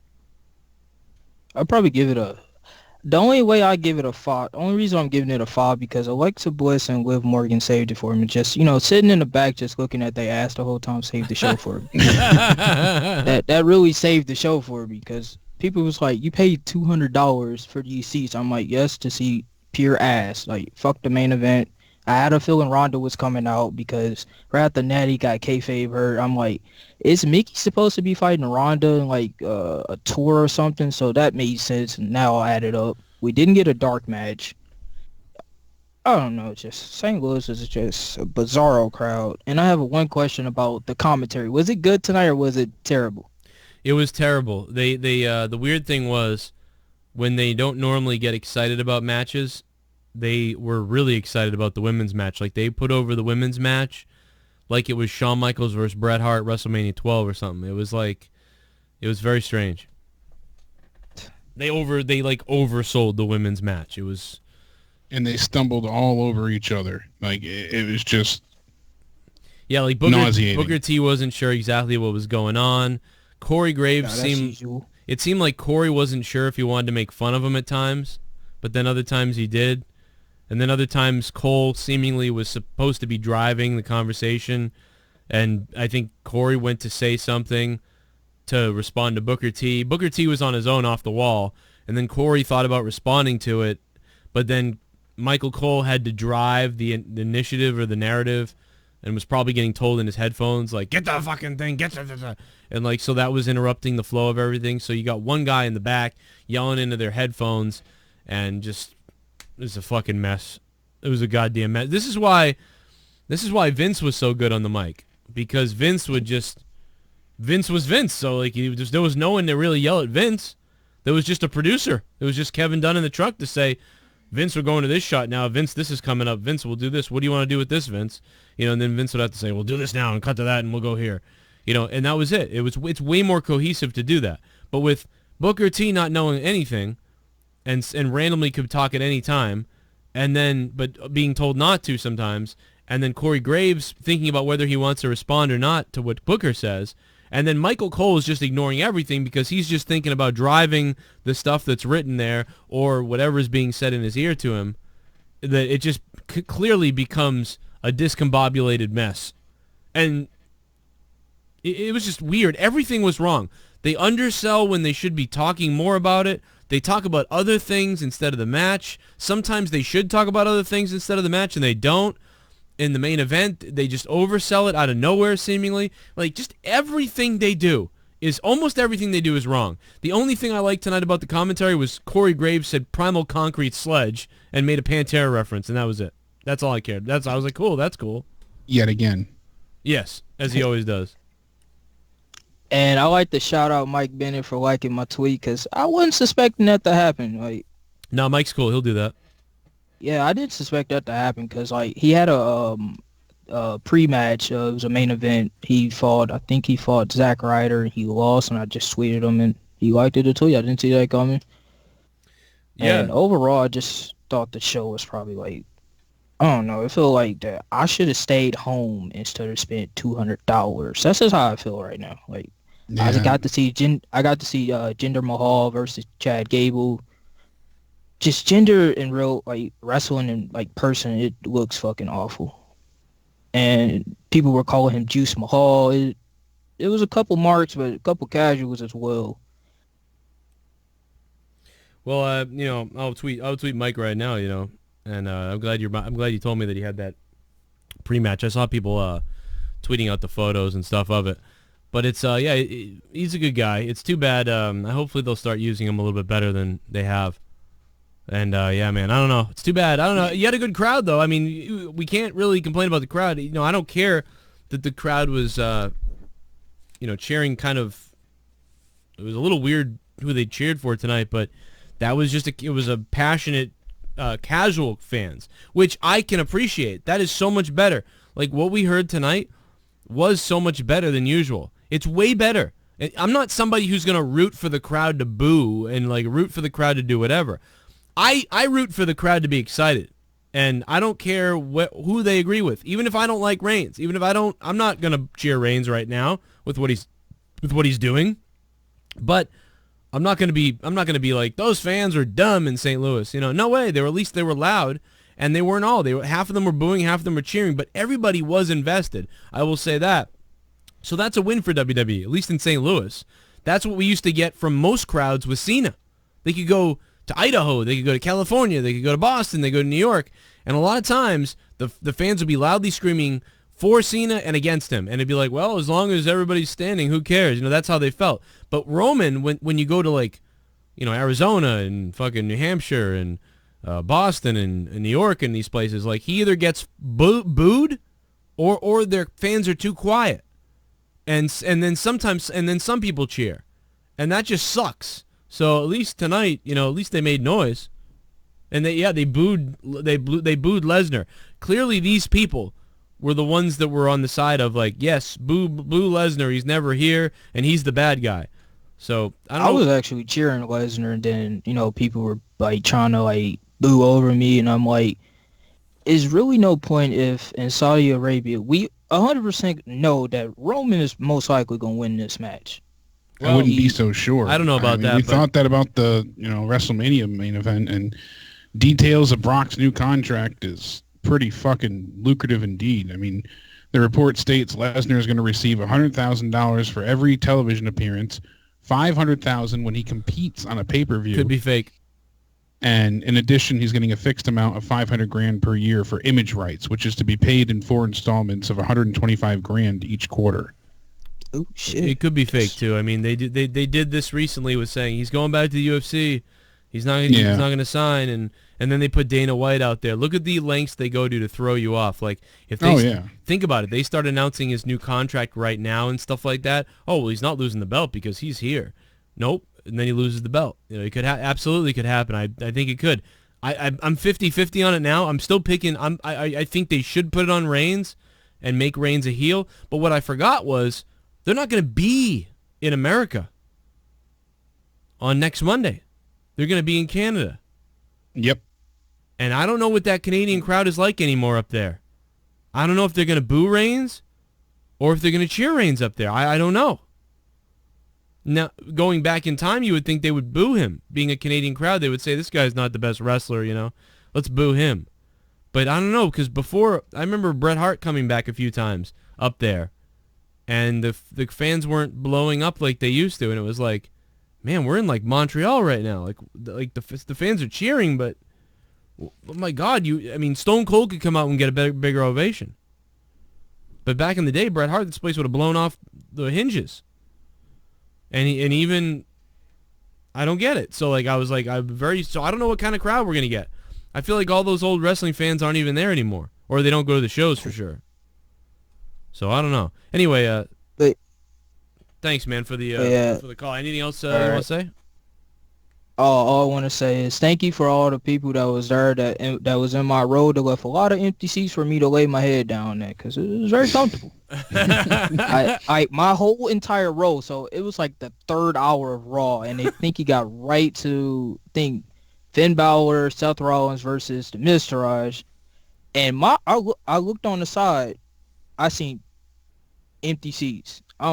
Wait, where did everybody go? I thought Raw ended at 10, not 9. But that's messed up. Everybody left. Well, that's why they made the main event, by the way, in the 2nd hour, because their viewership in the 3rd hour drops dramatically.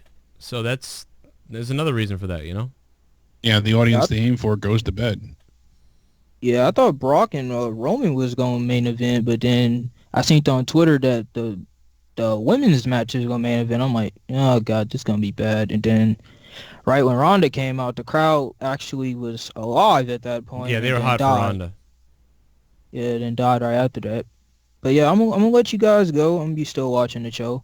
All right, man. Yeah, Good, it was good nice shit. talking to y'all guys. Yeah, I just think it's great that Sasha Banks' sweet ass got to see Sasha Banks' sweet ass. You know? And Alexa's sweet ass. That was my jizz match, y'all. I was jizzing in my fans during that match. My jizz match. My jizz match. I love you, man. Thanks for the call. No longer a bathroom break for that reason. That guy's great. No, that was my jizz match. What the fuck? Oh man. Hey. Yeah, I'm giving tonight a 2. I mean, there was just nothing. Who wore it better? Who wore it better, Jake? Ooh, that's a tough call. Look at those streamers. Dude. My cousins are trying to celebrate the new year, and all I could think about was, hey, this is like Macho Man streamers. You're selling it well. And my cousins are like, who the fuck is the Macho Man? Yeah, that's the problem. At that point in time, too. You were what? How old there? Maybe 9, maybe 8. Yeah, so you figure it's 95, you know? No, it was 93. 93? Oh, so you were younger than that then. Maybe 90. Yeah. Might have been 90. It's either 90. It could be 90, 91, or 92, or 93. I don't know which one, but it's one of those years. Based on, you know what? I don't know. Actually, you know, I could have been 6. I'm thinking about when the picture that I have of Macho Man is up here, but that has nothing to do with it. So, I don't know. Could be 90, 91. But I look hilarious. I know that. Oh man, I was on that same Instagram, on my Instagram, and there it was, man. I'm trying to figure out what's behind me. Like, I think that might be a wrestling ring thing behind me, a wrestling box behind me. But I don't know. Oh man, I got have one of the one of the internet lords zoom in and enhance it and figure it out. Yeah, somebody will figure out what that is. It's like they'll CSI that shit. And they'll doctor it and have ShiBUM. I haven't been able to donate a lot, but that's because ever since Jake started to pimp me out, he's been keeping all the money. But after tonight, I am not excited at all for the greatest shit show, but I am little excited for Taker Rusev though. Jake, pay me more. Joe's male sex slave. Thank you for the donation. And you're right. What I'll say, Joe's male sex slave, thanks for the $5 coming in $5 ShiBUM. I think the Rusev match could be longer because I think they could stall. You know, they could end up doing the whole, like, Rusev rolls out of the ring, you know, tries to get away from Undertaker type of thing. Joe, here's what I don't understand. Why are they fighting so hard against the grain? If they just give us what we want, they will make money. All we want is a good wrestling show. It's not hard. When will it get it through their thick heads? You know, I don't know. I don't understand why they try to force this. Maybe it's because it's in the middle. Eric Gonzalez, maybe they see things in the middle. They see the numbers, they see the sales, and I imagine that could be what they're thinking. Let's pretend we're in WWE shoes for a second. All right? Let's all go into WWE shoes. So you got a guy, Roman Reigns, who's selling like the most merchandise right now. Probably like one of the top. I don't even know if Jake knows, but I think he's like one of the top merchandise guys. Yeah, Roman, he's up there. So if you look at house show attendance for Roman Reigns is higher. T-shirt sales for Roman Reigns is higher. Whether he gets booed or cheered, the response for Roman Reigns a lot of times is the loudest. And when you add the fact of his relationship with the Rock and his bloodline and all that stuff, his appeal to women and some children, you are going to try to push it. You're going to say, well, let's put him in this position to win, and then hopefully his merch and everything goes up even higher. You wouldn't think, well, let's take the guy who's selling the most, creating the buzz at the house shows. Let's take that guy and let's flip him heel now and possibly risk 70% of everything we sell. And I think that's maybe why. And the thing about it is, I'm not saying that like Finn Balor or Seth Rollins or anybody else, I'm not saying anybody else is the guy either. I'm not saying that. I'm not saying, wow, Shinsuke Nakamura should be the guy, not Roman. I'm not even saying that. That's not what I'm saying. That's not why I'm mad that Roman Reigns is in the position he's in. I'm mad because they can't put together a show weekly and then sell a pay-per-view or a special event or whatever you want to call it the proper way. And that is why the numbers are dropping.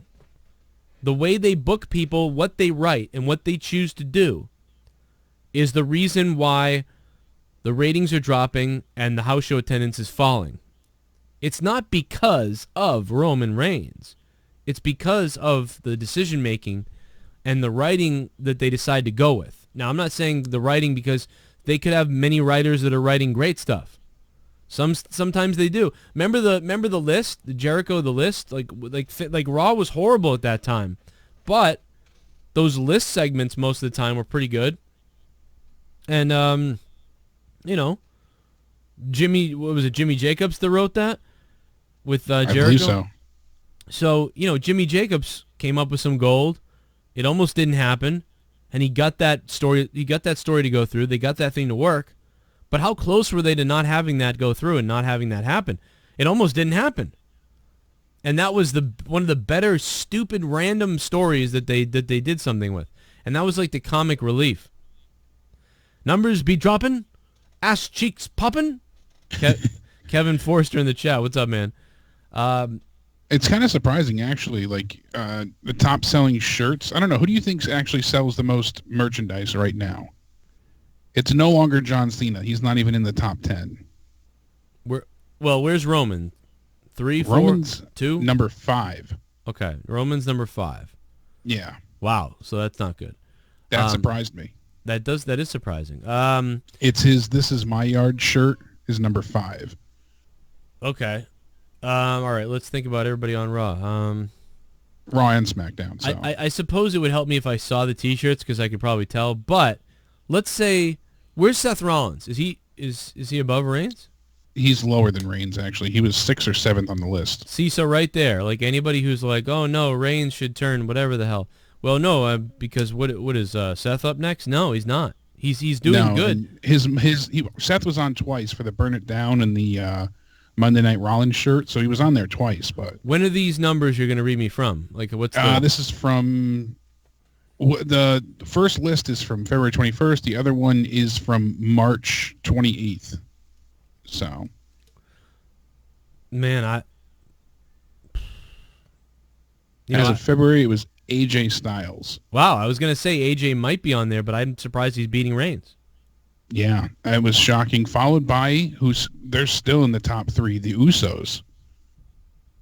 And that really shocked me. I didn't think that heels would be selling so much merch, as you had said earlier in the night. But yeah, heels are marketable. So two Usos, two SmackDown people.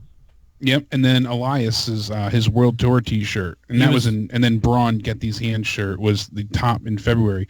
Now in March, just before WrestleMania, it happened to be Rusev, then the Elias shirt, then AJ's, then Roman's My Yard shirt. So my guess is probably we're going to be Elias and Rusev. I wouldn't have thought. I kind of thought AJ, but I was like, nah, that's not enough people.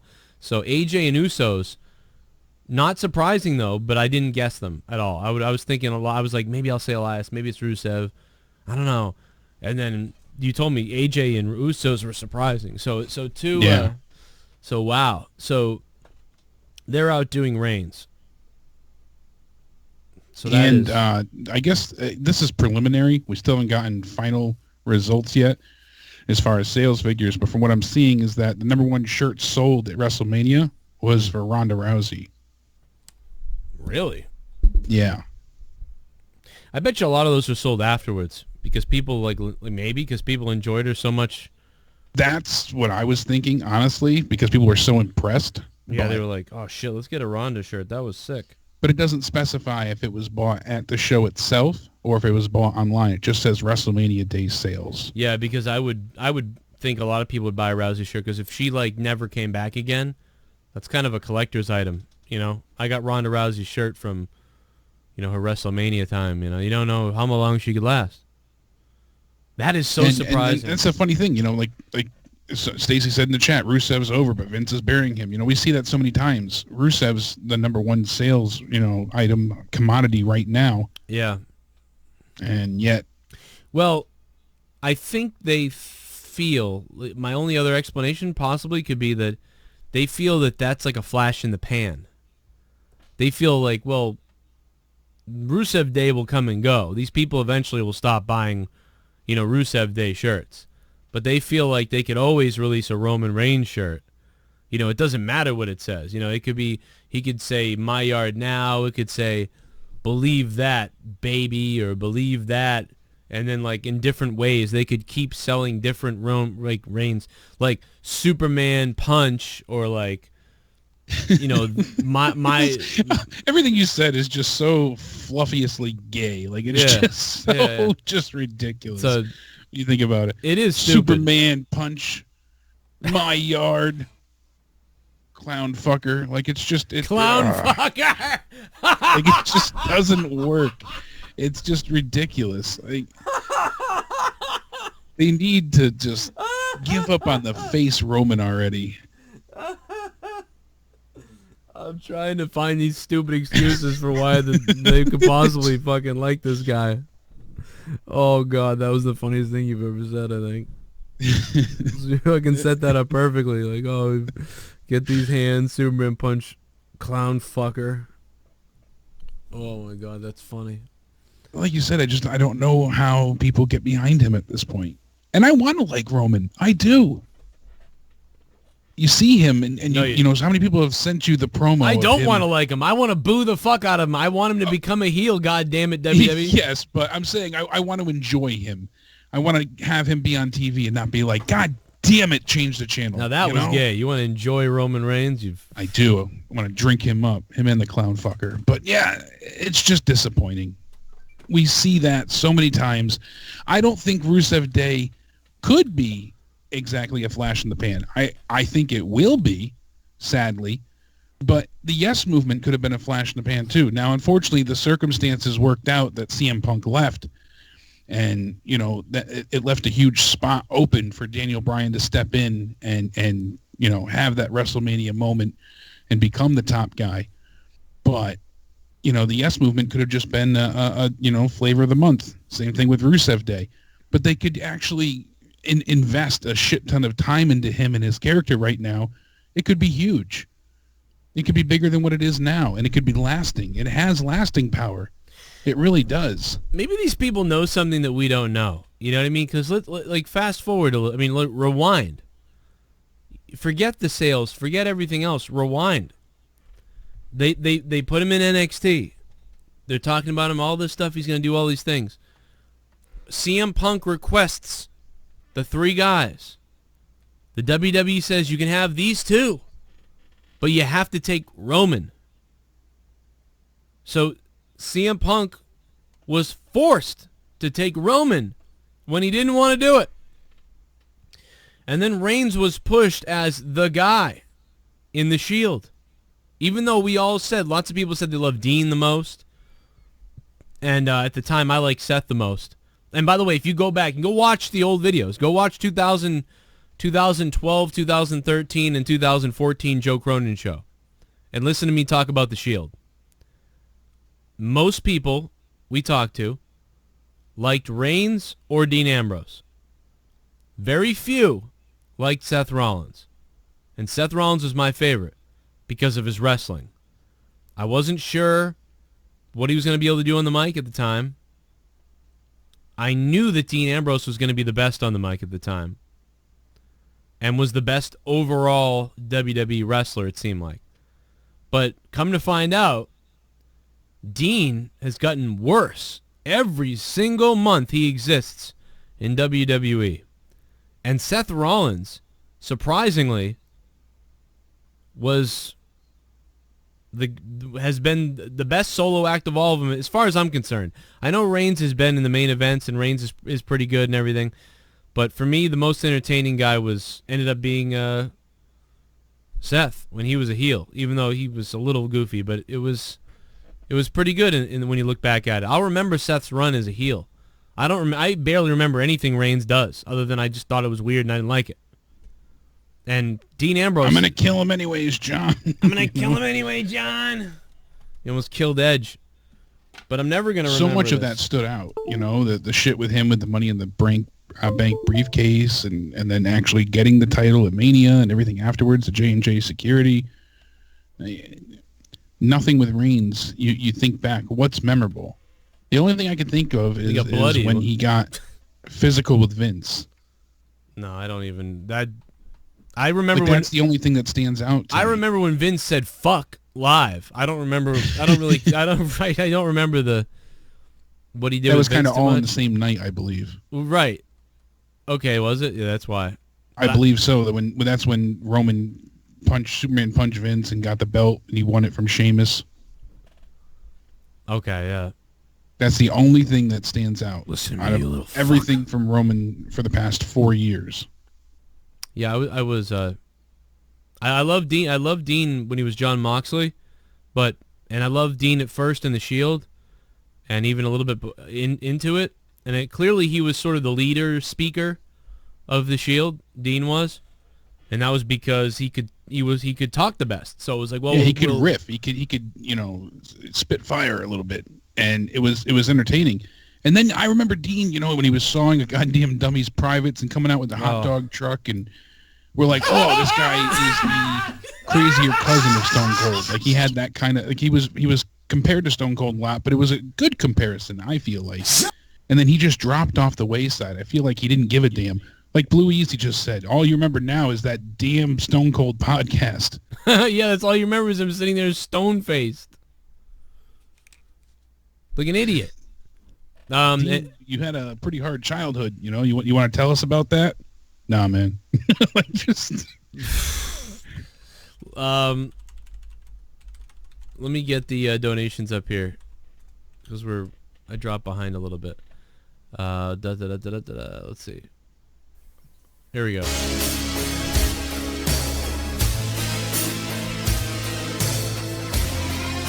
My name is Kane and I'm donating.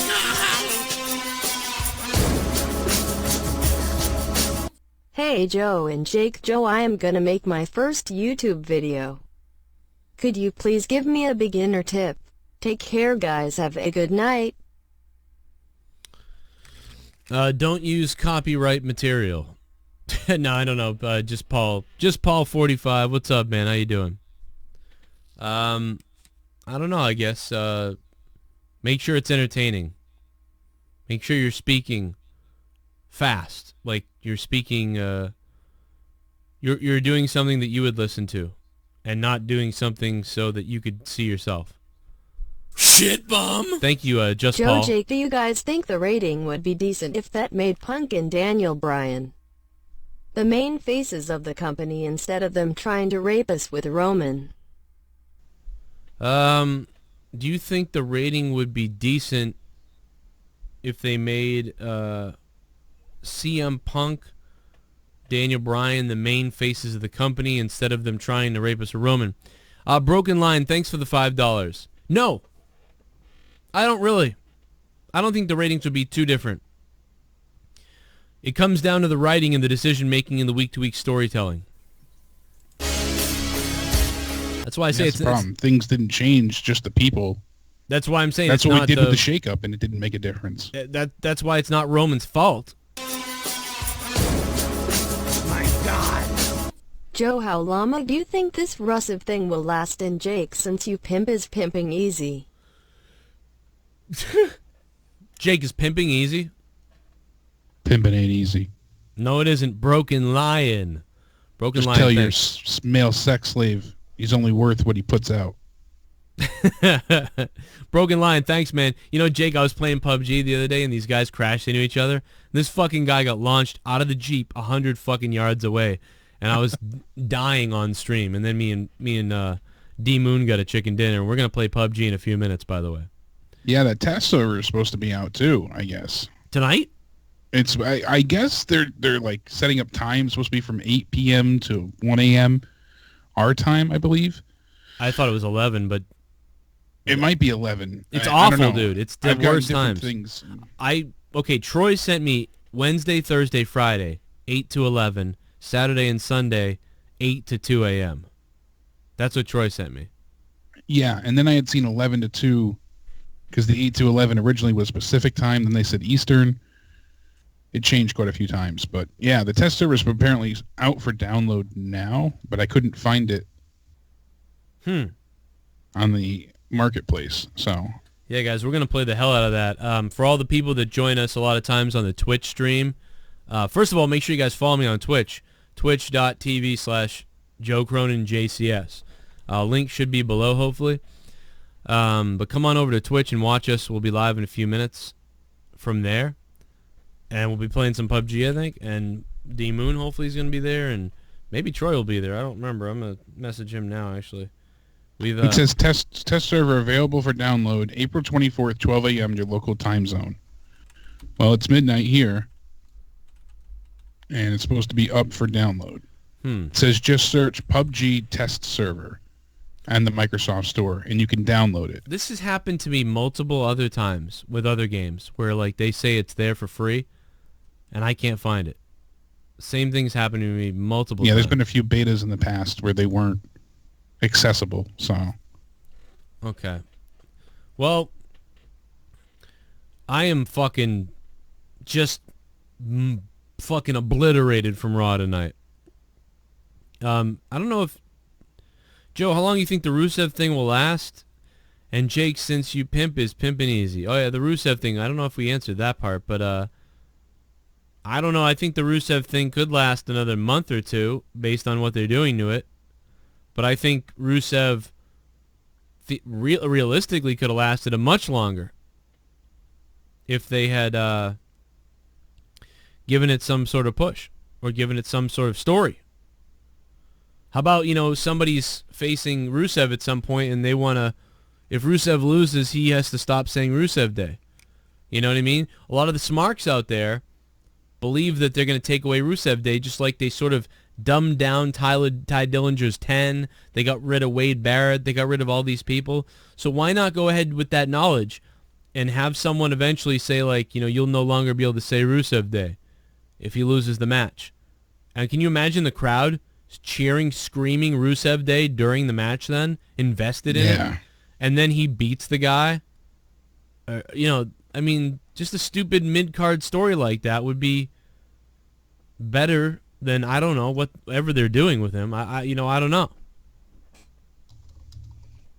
I think it could last, like I said before, a lot longer than what they give it credit for, but it all depends on if they give him any support at all. I think we're going to see what happens with Rusev Day come this Friday.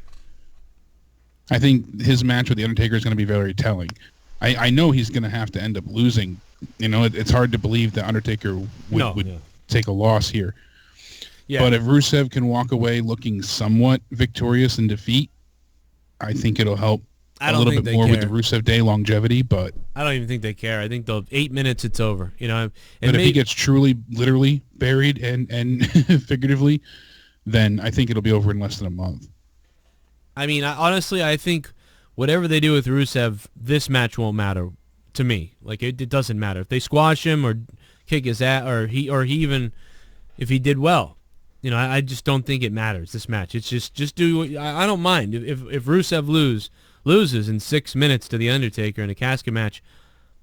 I don't mind it, but I'll be mad if he's not being featured in a good light or in good stories going forward on Raw. That's what I'll say there. Michael, what's up? What's up? I was at Raw tonight and it was fucking terrible. Oh my God, another one. But the crowd was loving it.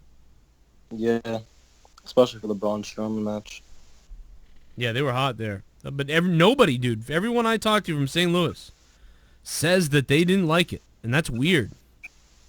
This is the first event like in St. Louis that it's not been like close to selling out or sold out. It wasn't? You could see a lot of empty seats? They had a curtain over the half the side of the upper deck. Wow. I thought it actually seemed like it was sold out tonight. That's crazy. That's why I think all the people were chanting for Roman, because all the hardcore fans went there. Mostly casuals. That's crazy, man. I mean, I knew a lot of times that's what you get in this when you're in the South, you know, obviously, but it was just weird that they were actually loud. You know, a lot of those times they're quiet. They're just like, oh yeah, I'm a Romans fan, but whatever. But yeah, for them to be so passionate, it was weird. But that's got to be the loudest, one of the loudest places for Roman. There is. I can't fucking stand it. And you had to go there. I'm sorry, man. I don't know what to tell you. It's just weird. Yeah. Anything else that happened? You can see Sasha Banks' ass from my spot. That's another one. Yeah, that seemed to be the crowd pleaser tonight. Yeah. I'm sorry, man. I wish you were alive in '98. You would have liked it. Say what? I said I wish you were alive in '98. You would have liked it. Yeah. Yeah, sadly, you know, that's multiple people now that we've talked to that were there. Usually, you know, what would you give it, Michael, as for a score yourself? A 3. Yeah, Wow. see, I gave it a 2, so that means it's a 1. How old are you? 17. See? If I was 17, it was like, well, actually when I was 17, I was loving it still. And it was already you know, it was WrestleMania 17. That was one of the best WrestleManias. You know, and it's like, look at this shit. I wish I was alive back then. I don't think that I started getting bored with it a little bit until, again, there was always periods where you get bored with it. Like 95 was, you know, obviously it was starting to get bad. 96 and 95 was kind of like a down period. 93 was a little bit down. And, but man, I'll tell you, they really brought it back up with the Attitude Era. And now it's like, if I was 17 watching, I don't know what I would do, man. I would start turning this off. This is around when the WWE has been losing your age, like for the last, 6 or 7 years, I would say. Maybe after, right around when CM Punk left. This is when 17, 18, 19-year-olds start tuning out. Because what happens is they go to college, and then all the guys, you know, you start talking about sports and other things, and people just go, wrestling's stupid, you know? And they don't hold on to that demographic anymore. And even 14-year-olds, a lot of times, they lose that age limit, that age bracket too. When we were 14, everybody was watching it. And I don't know, man. It's just depressing what they're doing right now. There's somebody for everybody out in the WWE right now where you can say, I like that guy, I like this guy, I like that guy. But these stories are awful. It's too bad, man. There should have been something tonight that you could have been like, wow, that was awesome. There was nothing tonight. What was there tonight at this show? Besides like, oh, wow, Braun Strowman was over. You know, your memory of tonight, maybe the best memory tonight is the fact that you heard the crowd cheering for Braun Strowman, and you were like, wow, that was loud, that was cool. You even saw Brock Lesnar, and it's like none of this matters. You know what I mean? It's like if they had done something, you know, where like remember when Reigns got busted open at WrestleMania? It's like, and I know that it's PG, but they made Reigns bleed on a Raw before WrestleMania. Why not tonight? Reigns come out and bust open Brock Lesnar in the main event tonight. Why in the main event tonight wasn't it Roman Reigns jumping Lesnar in the ring and busting him open? And the last thing Reigns could have said, and by the way, this helps Reigns if you want to build him as a face, by the way. Reigns picks up the mic. You know, at WrestleMania, I was the one bleeding. Now who's bleeding, bitch? And throw the mic at Lesnar, and Lesnar's bleeding as they go off the air on Raw. You'd be like, holy shit, Friday, the greatest Rumble ever. You know, something like that. You'd remember that. The crowd would be crazy. The guy, Brock would be bleeding maybe. Something like that. You could have made Reigns seem unhinged or whatever. But they just went with a straight up, see you on Friday. All right, believe that. Like, what the fuck was that? You literally, from my opinion, Mike, you just paid to watch the WWE video game live.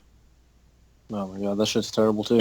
Yeah, sadly, that's the truth. I mean, literally, they got in the ring with each other and then backed out, and nothing happened. I could create what we saw tonight on Raw, mostly, in the WWE video game. I could put on the promo things, I could just say things, and then have the matches. Can you go back in a video game and create the intricate storylines that they used to have back from other years? No, not always. Things that they would do. This is just a cookie cutter show now. But Jinder and Gable in the back for the millionth time. Gable's like, I'm happy to be here. I'm excited I could do something. And then Jinder comes in, you're not important, I have something to say. Oh, well, I guess you guys can have a match. It's like, okay, we've seen that a million times. Now, granted, honestly, guys, I thought Jinder and Gable was one of the more interesting things that happened tonight just because it was weird that they were in the ring together. I just thought it was a weird thing. And then for Gable to get the pin, I thought that was kind of cool. I just thought that was one of the better things that happened. And then Jinder, even though the backstage part was stupid, Jinder's savagery on the mic made that interesting. So, like, I felt their thing was the most interesting thing. And, dude, what did he say, Mike? Did you hear this? Did he insult the guy who died? I couldn't really tell. It's kind of hard to fucking hear. Well, let me go check my Twitter, too. Anyway, Mike, I'm gonna let you go, man. I thought Minnie had died or something like that. Yeah. Michael, have a good night, man. Thanks for calling us. Sorry that it wasn't very good. Hopefully they'll fix this before 2020 or they're in trouble. Yeah. Have a good night. All right, later, man. He sounds depressed. I don't blame him. You get excited. You go to Raw and you end up seeing, Bobby Reed, not even Bobby Roode, take on Elias, and it's just like your main event is a 10-woman clusterfuck. Filthy Banana put a bunch of dildos behind me. He goes, even at that age, you knew you loved playing with adult toys. And he put dildos behind me. And for some reason, they're in a Rammstein case. Are there Rammstein dildos for sale in Germany that I don't know about? There must be. See, that's what was in the box. I knew somebody'd figure it out. Shit bum. Joe, I'm 20 and I've been watching WWE less and less each year. This year is the first time I'm almost done watching. Wow. That's Broken Lion. Well, Broken Lion, I hope you keep watching my show anyway. And my corrupted podcast show and my other shows. That's why I'm pushing so hard to do my other shows. Talking about other shit and doing comedy and doing what we love to do. And kind of moving, doing that on top of the wrestling. Because we're losing a lot. So many people watch a lot of what I do and they don't watch the wrestling stuff anymore. Because they just don't like wrestling right now. It's crazy. I've seen the numbers. It's bizarre. Yeah, I hear from a lot of people that said, well, I didn't watch the show, but I'll still turn into the review. Somebody just sent me the terrorizing Triple H entrance on WCW. Dude, even when I was a kid, when I saw that, I started laughing my ass off. I was like, what the hell? Terrorizing. They really did that. Hey, you jumping on PUBG? Yeah. All right, we're going to play some PUBG, guys, because this is depressing. Raw was not good. Can't believe anybody would have liked it. I'm trying to find... SmackDown won already. I think so. Not even before the night began, just with the fact that The Miz is going face-to-face with Daniel Bryan. You know, that's going to be great on Miz TV, and, you know, we have so much else to look forward to, but that alone sold the show. And, you know, that's must-see in its own right. Yeah, I agree. Nightmare Just levels. so disappointing. What a shit night. Ugh. This guy said that this was very cringy, and now I see why. Bailey stops to hug a little girl in the crowd, and I guess a big dude just tries to hug her.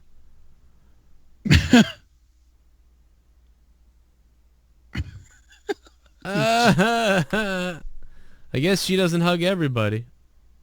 I don't blame her. Well, you know, and that's your gimmick. I mean, hug the fucking guy. You know, maybe he doesn't have a dad or a mom or a brain. Maybe he just wants to grab a piece of her ass. You know what would have been funny if she turned to him and was like, oh, and then she just kept walking, like, and pretended to flash him like that? That'd be weird. That'd be out of character. Let's take a look at the poll. I'm in a fucking coma if you can't tell everybody. This show put me to fucking death. It was 3 hours of torture. Shit bomb. Look at that. Even my 65-year granddad doesn't like WWE's booking. 0 tenths for me. Well, he probably has a brain. Bulldog Club, what's up, Bulldog Club? If you guys want to donate live, the link is down below for Streamlabs. We'll be, they'll still be on while we're doing the stream. And we are going live on Twitch in a few minutes. All right, let's get it going. All right, fuck it. You want to hop on Xbox? Yeah, I'm going to go switch off. I'll get you there in a minute. All right, I'm going to send Troy a message. Woo! Let's do it.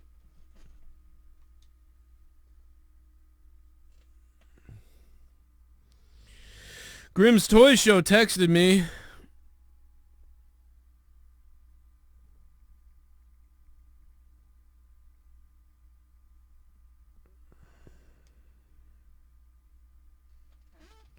Where's the game?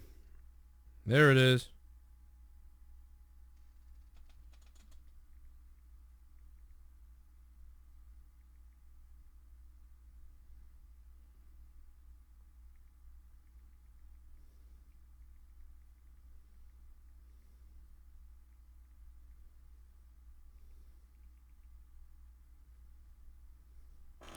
Oh, Canada.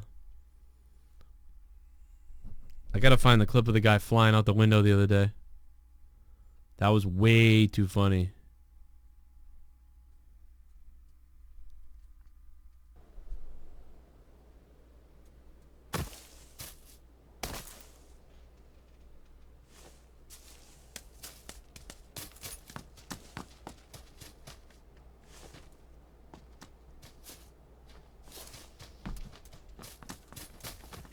Oh, I started a game by accident. What the fuck? Didn't mean to do that.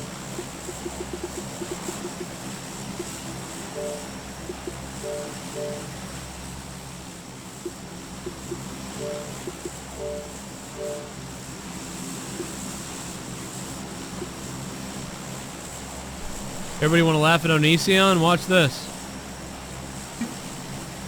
I should be sad about it. I should be angry at myself. Sad about it. I should be angry at myself. I should be sad about it. I should be angry at myself.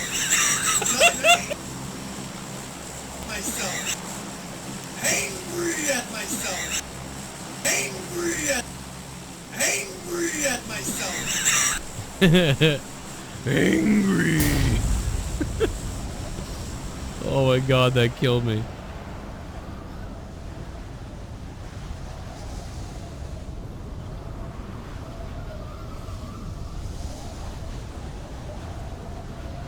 Doop, doop,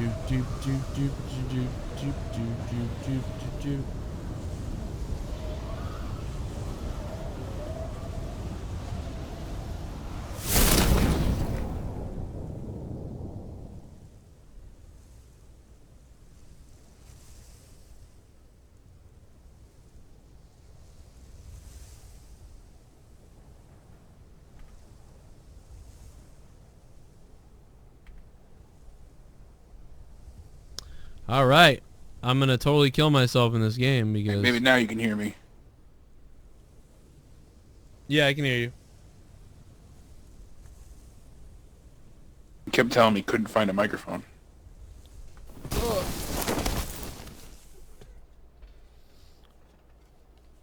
It's okay. I hit play by accident and just randomly ended up in a solo game somehow.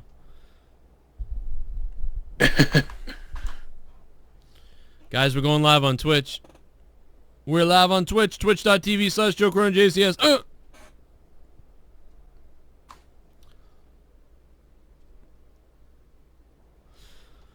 Have you seen this, have you seen the Jeffy character on YouTube?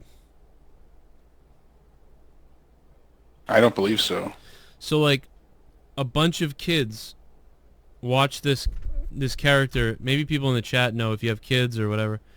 Jeffy. And they're all into Jeffy. People in my son's class were, like, telling Gavin about it, I guess. So, like, he had been watching it. Dude, do you remember Crank Yankers? Yeah, I remember. Do you remember the retard guy with the helmet? Yeah, Ed. Bread makes me poop. It's Jeffy. It's Jeffy.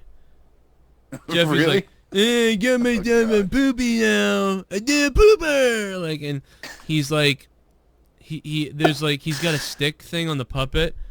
And you know how like when you used to make fun of somebody in school back in our day, when you call someone a retard all the time, you'd be like, you slap your chest like that. Yeah. That's what the puppet does.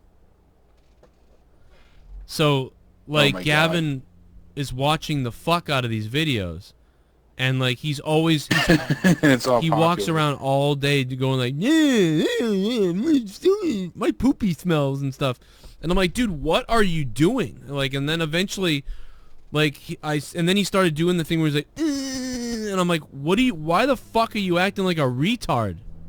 Like, I legit was like screaming at him at one point, like, dude, what the fuck are you doing? Like, and yeah, and come to find out, it's these goddamn cartoons. Wow, I'm surprised that got so popular. That's crazy. And here's the thing, he wants one to play with, and I'm like, dude, and I don't know what to do. I'm actually confused, to be honest. As a parent, I'm not kidding. I want to allow my kid to like this character that people like, and whatever, and like be creative. He wants to have a puppet and everything, but because when I was a kid, I had a puppet too. Like I wanted a puppet, and then like after a few minutes, I was like, all right, this sucks, and I stopped playing with it. You know, it's not like I became like a psycho, which is weird because years later I saw Howard Stern Private Parts, and I guess he played with puppets too. He said, so that was kind of funny, but because I thought I was fucking weird, but I'm like, I don't know, dude. This thing is like a fucking supposed to be like a retarded kid, and like you're being like, and it's like, what the fuck is going on, dude? Like, I'm like, you're not wrong. I'm like, I don't think I want my kid like walking around making fun of retarded kids like with a puppet. Like, I feel like that's a cancer. Yeah. I'm watching it right now, and it's definitely Ed from Crank Yankers. Like you said, he's got the blue helmet on. Looks like he's wearing a diaper. Yeah, he's like, he wears a diaper, dude. He's got a pencil stuck up his nose. I've seen the meme before.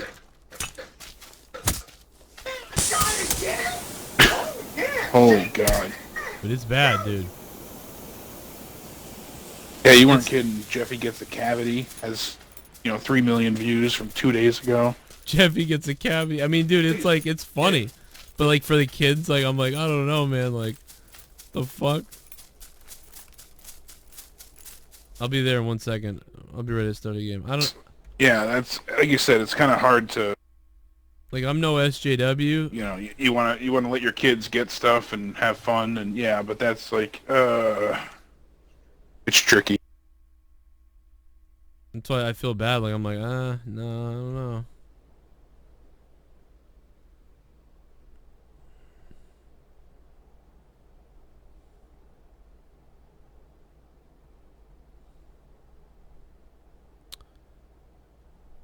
What's up, everybody? We're jumping on Twitch. Mon Nichols. Hey. What's up, Joe? This is Bird? No, it's Gravy, oh, bro. My bad. Come you guys on. kind of have a similar sound. Hey, Steve, sorry that Nightbot timed you out. Why the fuck did Nightbot time Steve out? Oh. He said JD's real name, that's why. That's still banned in the chat, I guess. My bad. I can't say it. What is his real name? Catfucker? Oh. That's exactly what it is. I forgot. I figured I as was much. like, why did he get banned? And then I realized, oh. How you been, Jake? I'm doing all right. Glad to be home. You should made it was back nice to get away, CTI, but- right? At least you made it back home fine. Yeah, we ended up, I you know. That's what you think. Came back down a phone, and I'm still in Joe's basement. Yeah. Hi, guys. Hey. Hey. Oh, man. Trying to turn a negative into a positive, but we made it work. Yeah, the new Venom trailer does look great. I don't know if you did watch that before, Joe, but a few people sent it to us, and it looks good, because the original worry I had was they only said Venom was going to be in the movie a total of 5 minutes, because they didn't put in much budget for the movie, I guess. And then a bunch of the test audiences hated it, so they went back through and did reshoots and added a lot more Venom scenes. You figure when the title of the movie is Venom. Isn't, what's his face is playing Venom?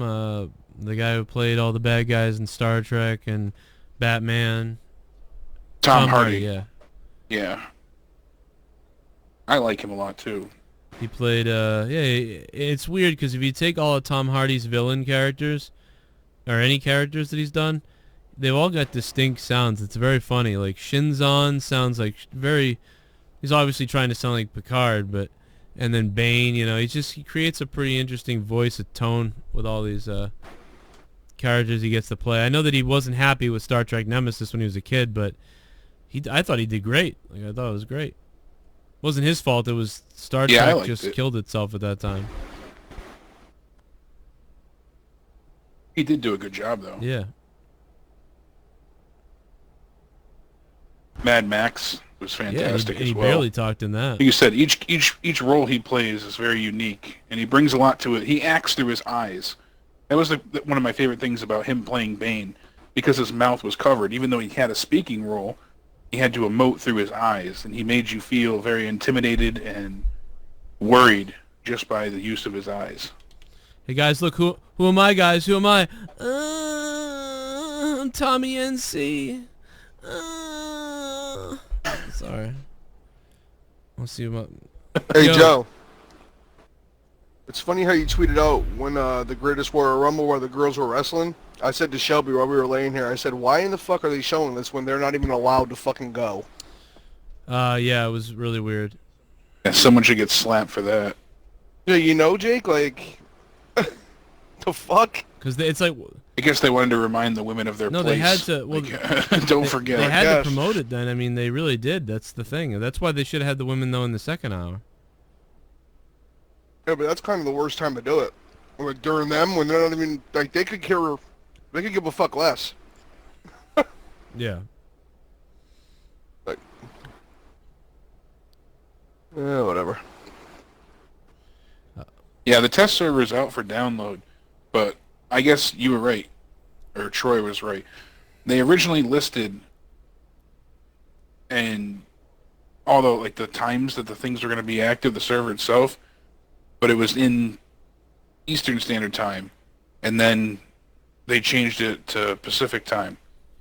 So now the times you listed were right. It's just that the ones I had were Eastern. Can So this- it's going to be 8 p.m.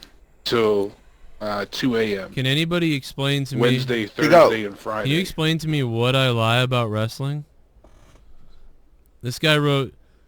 This guy, Mr. Pat, on the YouTube chat, he said, "You fucking faggot, you fucking lie about wrestling." What the fuck does that mean? Dude, go play in traffic, bro. Like what? Like what do I lie about wrestling? How can you? There's nothing to lie How can about. your opinion be lying about wrestling, bro? You need an English class, dude.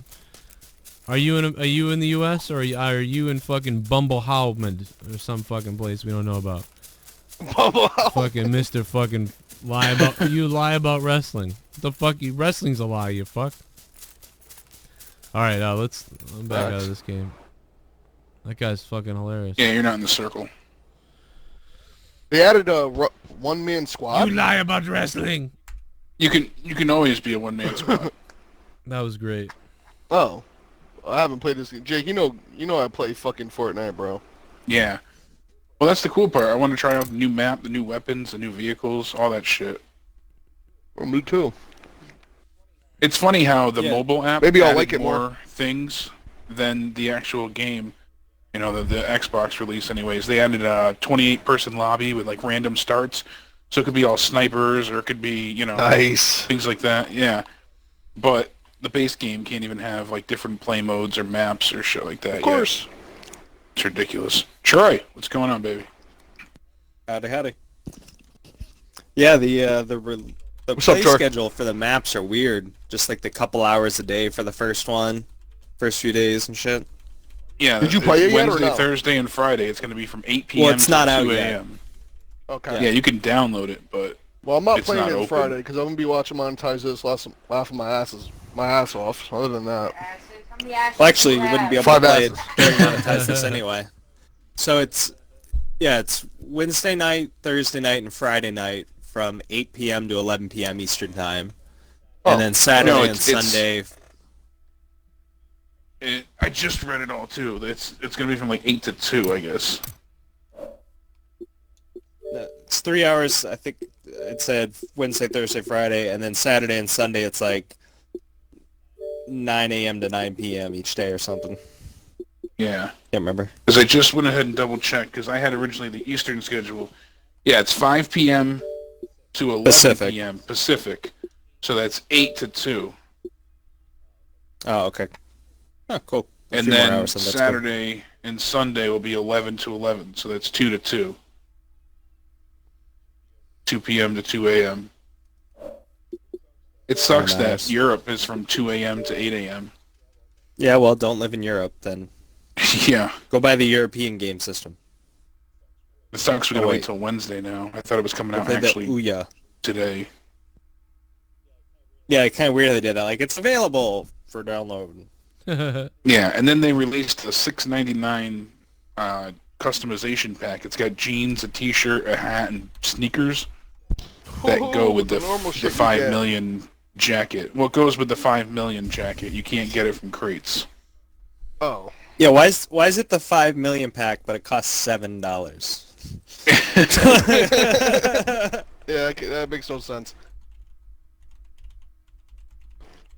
Can't wait till the 7 million pack comes out for $11.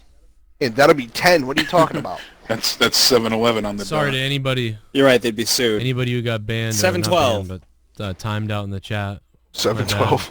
Nightbot's a bitch. Can you take this thing too?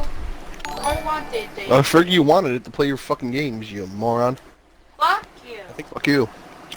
When and where? That's love. Jake, When this and is where, everything. that's love. I literally just, well, I can't because we're on Twitch chat. An hour ago. Here. Hey, what's up, Gear Shed? Gear Shed, thanks for the sub, man. Motherfucking Gear Shed. Let's see how bad I do. I got a new controller and everything. So cute. Gear Shed, thanks for supporting the channel, man. Oh, you finally got that bright pink one?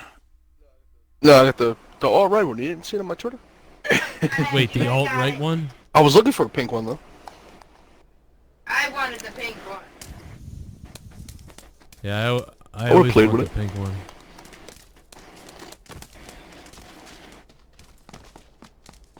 By pink, I mean pussy. I had a pink 360 controller. I did too, but I fucking smashed it. I've smashed most of mine. Oh, this game right here, I'll make you smash something. Nah, it's always NHL. Yeah? Nothing makes me smash controllers like NHL. I still can't see the plane. Oh wow! Hit the Me dashboard neither. button. I just now could see it. That was weird. Let's go. Alright, we're just passing over the You mansion. guys want to go hospital? Oh, okay. Oh no. I still Hey, got Not in. too far. I'm in. There You it guys want is. to try and go to the hospital? Geico? Or? Well, There we We go. won't make it. We gotta go soon. Fuck it, let's go military. Oh. okay. Make it across the bridge. Going now. Okay. Glorious Eugene! 3 months. Hey, you follow me on Twitter. 3 month subscriber for Glorious Eugene. Glorious Eugene made a great Tommy Stick meme together before because we will have other people with us. Yep. with Steven German. It was fucking Thank you hilarious. for resubbing. Yeah, man, I appreciate you guys. Speaking of late for the Tommy, marker. man, he hasn't called in. No. Well, he's out there blowing that shows naked lately. bear news guy, you know? Oh yeah, the beer. Yeah, for monetization. Yeah. Yeah, just keep pushing. Let's make it to that shack that Halo and I tagged. JB said, "Go fuck his wife." Yeah, man, he should just do his wife. I fucking lost it. Tommy can get these hams. Leave the guy alone. I'll take the second little building Ow! since I'm ahead. I don't talk shit. Oh, we got 3 people coming. Yeah, so just hit the ground real quick and grab a gun Yeah. as quick as you can. Trying. Grab a gun and get running. They're going for the main building, it looks like. Of course. Oh. Shoot him out of the I'm sky. gonna go to Fuck the it if you third see little somebody. building. Fuck off. They already landed far from Fuck. like straight ahead. All far this from goddamn us, building so had was careful. pills and a backpack.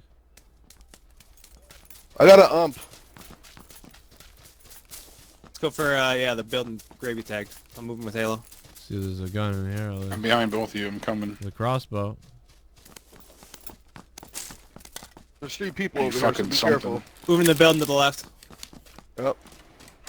Pistol. And an AK here. Guy in here! Right here, Troy! Bring a gun. Bring a gun. Hold on, bring hold a on. gun. I'm coming. Ah, he's down. Fuck. Try to crawl, Troy, so you could like distract him. Well, I'm not gonna crawl across because it's breaking me up. Fuck. I got him. Oh, in here! Over here! Oh, Halo's down. I shot him twice with a revolver. I gotta I'm reload. down. Oh. Yeah, they had more guns. Yeah, they had all the guns. I was just about to get a Tommy gun when I got shotgun. Whatever. Good warm up. I grabbed a Magnum and I got 3 shots. Dude, I was playing Fortnite. I didn't know they were trying to thirst you, Troy. I was playing Fortnite with Gavin the other day, and he found a crossbow. I didn't know there was a crossbow in Fortnite.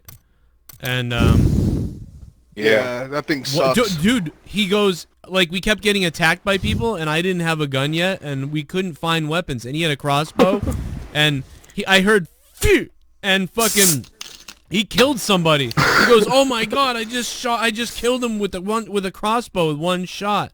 And I'm like, what the hell? And someone else came. Dude, Gavin got 5 kills with the crossbow. I'm like, dude, what is going on? Is it like this? You have to get Yeah, headshots? it's just like you No. Oh. No, you can get body shots with it. And it'll Oh, kill him. okay. It depending on which one you get. If he got the gold one, then yeah, he'll 1 shot will kill you. Yeah, he was doing 1 shot on these guys. It was like, what the hell is going on? I can't use that fucking thing to save my life. Yeah. Well, that's the one in this. You have to get headshots with it. That's like the only way. Same thing with the revolver pistol. Like other body damage hardly does anything. It's like headshots or nothing. Same thing with the Car 98. Headshots or don't bother.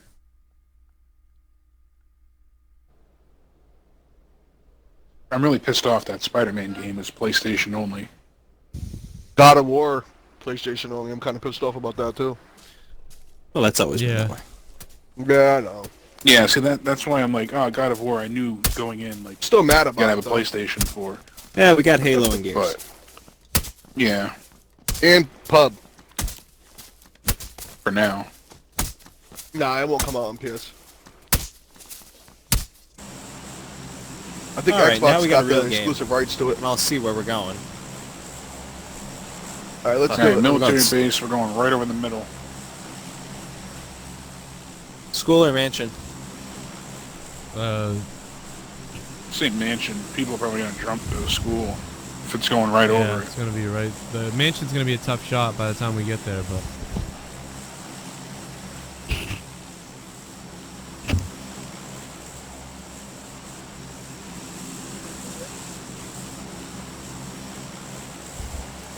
You're right, we could hit this little warehouse that we usually hit first on the way. Let's try that. Where we going, mansion? Warehouse first. No? Yeah, we'll hit the Yeah, little we're green gonna try shack and up get- on the way. There's houses Well, you know, in the warehouse. Maybe two, yeah. There's like all those 4 little houses, and then the mansions to the left. Or not the mansion, the warehouse. Yeah, Gravy, if you want to just try to head to the mansion and hit up like those or something. Yep. Where I just marked. I'm gonna hit these buildings to the right if you guys are going to the warehouse. If I make it, Troy, I doubt I will, but Well, that's what I'm saying, swing left. Yeah. what I'm doing Yeah, right you'll now. be fine. Yeah, you got it. Or hit the ones wherever you land. You got a couple options there. And we'll land There's the actually mansion. guys going to the houses with me over here, so I'm gonna keep going to the warehouse. Okay. I don't even want Don't to forget fucking to check try the right picnic now. tables outside. Because if they get a weapon first, I don't feel like waiting. I'm gonna land at these 3 houses. I can't make that shit, Troy. It's No problem. Impossible. I'm gonna live right here. Yeah, hit those next when we there. This is better actually now because this is how we can work smaller areas. Is that we have to spread out a little bit more. We can't all crowd. Yeah, up just like keep we're in mind apartment there's buildings. somebody on that fucking... Yeah, so load Are up they and by be me? ready. Could be people anywhere. I got a gun. Let me know if you make the jump. I got a or not. gun, so I'm gonna go out and look. Alright, I got a shotgun, so I'm gonna go upstairs and see if I find... There's an Uzi up here. I need a I'm gonna fuck around and try to make the stupid jump. I need a backpack. Let me know if you can make it or not. If not, I'm pretty good at it. I got an M4. Nice. I got a M4 and a SCAR. There's a micro Uzi up here, Joe. I got a SCAR. I need a backpack and I'll be good. Alright, you're good to go then.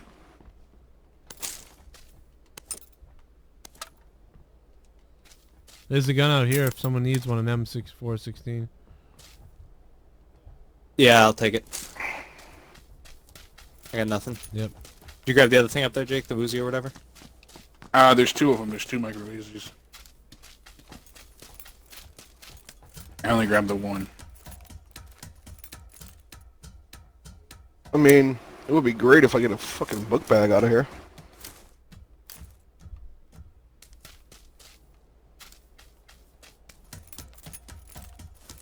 That kit, and I have no... We should head towards the mansion now. Did you make that jump or no? No, I didn't make it. Is there anything even worth grabbing? I found a helmet and pistol over here in the corner. Check all every square inch of the ground. This shit just everywhere on the bottom. Oh, the backpack actually. If you can make the jump for the backpack. I've got a level 2 backpack. Shotgun. Alright, we going to the mansion Yeah, now? Yeah, let's do it. It's in the circle too. There's a fucking red dot in here that I can't even get. It's in, dude. It's just in the circle too, Sucks. so that's pretty cool. We won't have to like run out of there. I'm coming to you guys right now. Meet up with you guys.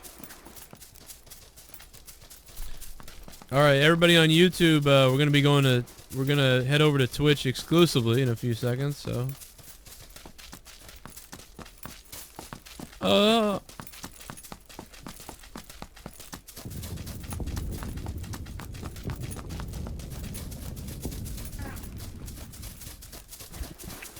Yeah, I forgot to ask you, Joe. How's that coming with the partnership? It's not gonna happen ever. Okay. I'm assuming, basically.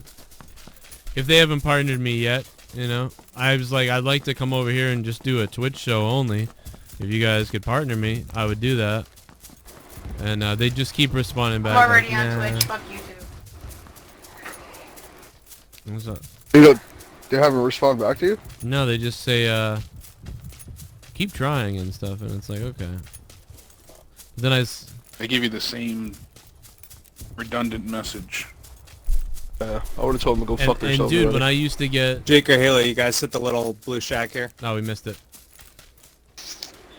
Okay, I'll hit it. Yeah, we, Alright, well, I'm with the Halo. mansion already. Keep going. I'm right behind you guys. Save me a book You said that bag. they think Alexa Bliss got a boob job because she kept her shirt on the whole time She did. tonight? She did. She was out with cosmetics for cosmetic surgery, and they said that was in a news report. Yeah, and there's a picture of her with a bikini laying in the sun, and Wasn't her? certainly looks like they're a little. Weren't her boobs already good? Am I wrong? Yeah. I'm sorry. That's what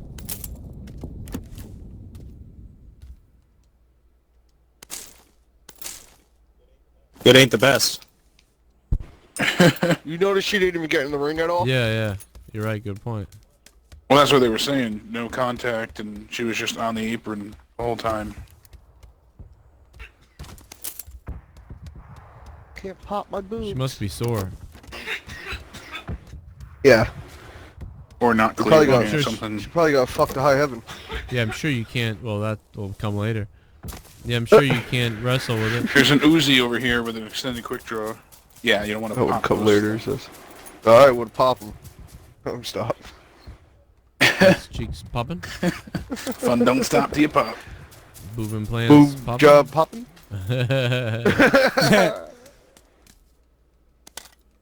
Can I get a book bag though? Oh, there's one over here in the small Like, place. What the fuck? I'm coming to you right now. With an Uzi. There's a couple book bags. I want a fucking gun that isn't a fucking Uzi. There's 2 backpacks up by me, so if you don't I find just one. dropped an extended mag. Jake, if you get a red dot, let me know, bro. I got forgot one you had for Uzi. you. I should have kept the micro stock for you. Nice. I'm I coming made to that you jump right on now. the other. There's a level 2 backpack. It's alright, Troy. Level 2? Yeah, level 2 up here. And here, I got just a found red an dot ump in for that you. little building. You guys check the little red house on the way to the mansion? Outside the gate? Oh, I did not check that. Nope. I'm gonna go check the one outside the circle. Screw it, I'll do You it. guys should run through the 3rd-story houses because they're not in the ring before we can't do it anymore. Yeah. Run through the 2 buildings that are on the Yeah, circle. I'm gonna go there now. Alright, I'm gonna go check there. I'll go with Jake. And loot the backsides of the building too. I'm in here.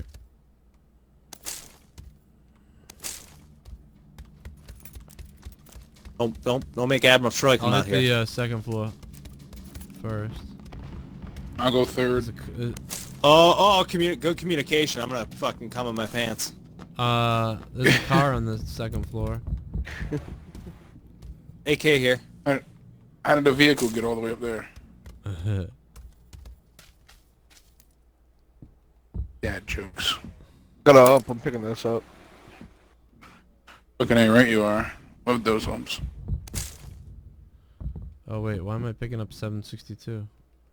I just dropped a whole fuckload of 762 upstairs. Troy, there's an M16 up here if you want it. Yeah, I just actually dropped it to pick up this AK I found, and then I saw it because I didn't have ammo, and then I saw the ammo for that, and I'm like, oh shit, I don't know what to take. Well, if you don't take it, let me know. I'll take this 5.56.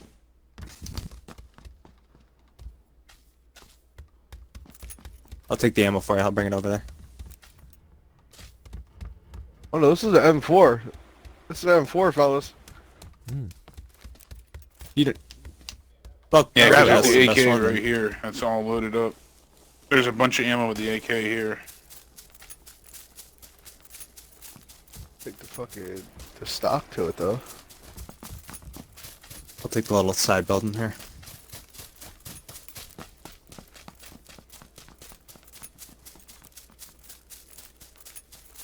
What's up, everybody? Level 1 helmet. What's up, Glorious? Eugene. Oh, somebody already did get this. All right.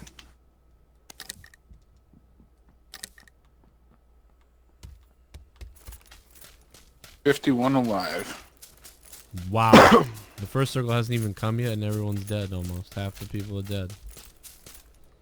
That's crazy. Anybody need a scope? Yeah. Level 2 backpack right here if somebody needs it. I don't have any dots. What kind of scope? Anybody not have a level 2 2 times? backpack? 2 times scope.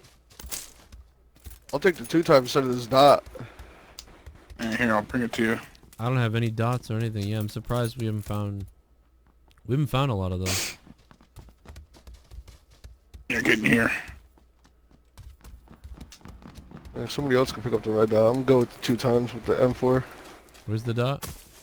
Nice. I got a sniper suppressor if anybody has a sniper. I need a dot, I'll take it. Well, anytime I see a suppressor, I grab it If you and hold don't on need to it, it. yeah, I'll take it. Yeah, any suppressor shows grab, and anything for SRs definitely. Alright, where to next? Should be good. Did we check out the houses behind here? Like Yeah, up there try on the that. hill? Before the circle closes I in? believe Troy checked them. Yeah, I checked the ones outside the circle. What's it We been? got extra grips. We got shit tons of extra ammo. There's an extra AK up I here. marked that area. We could go over there. We could hit right here first.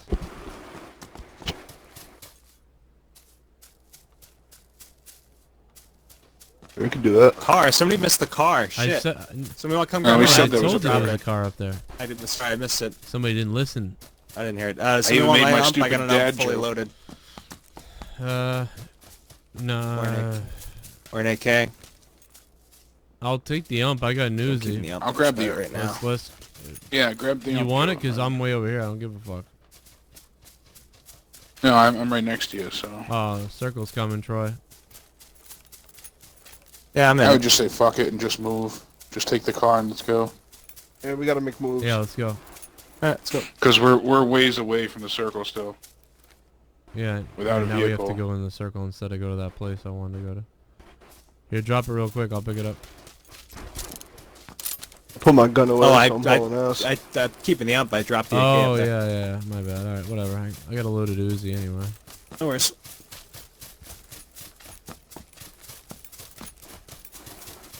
Should be able to catch up to you. Right behind you. Yeah, we're going to start checking these buildings while you guys catch up. That's cool. I mean, they even added an auto door feature.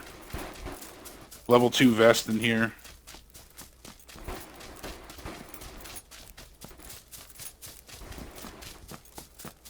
So when you just run next to the door, it automatically opens it. Shit like that, and mobile, you know, and it's like... I'll grab the best if Yeah, no one I needs hate it. mobile though. You know, mobile's like cheat. People send me all the time like, oh, I got a chicken dinner. I'm I like, get that, yeah. but my point is, like, they're making so many advancements. I just feel like they're neglecting this game. Even with the test server coming, I just hope it... Where's the vest? It's like, you know... Oh, right there. Got it. Yeah, My brother's downstairs. playing mobile. He's pretty good at it. I got, like, I don't even know how many kills. 13, I think, was my first record. On the Chinese one, I got, like, 20-something, but... I was fucking people up in that. No joke. Oh, you played on the I Chinese streamed server? it once. Ugh. Yeah, I was playing the Chinese PUBG, and I was actually going into Google Translate and learning... I was like, watching you know, that. I'm an American. I was telling them, like, I am American. And they're like, oh, New York, white boy. Yeah, I totally know. That's fucking funny. Yeah, they were giving me a fucking hard time about everything, but it worked out well. It was fun to screw around. Fun to fuck with them, yeah. The PC version of them, bro, there's some cheating faggots. Yeah. They cheat Oh yeah, so well, much. China's the biggest market for cheating. I got a That's where all the shit ton of cheats come ammo I from. gotta get rid of. I got What like ammo do you have to get 120. rid of? 5.56, that. 7, Yeah, I need 7.62, 5.56. 9mm. 45. I literally have everything. I have extra What does the ammo of M4 take? everything. 5.56. Could use some of that.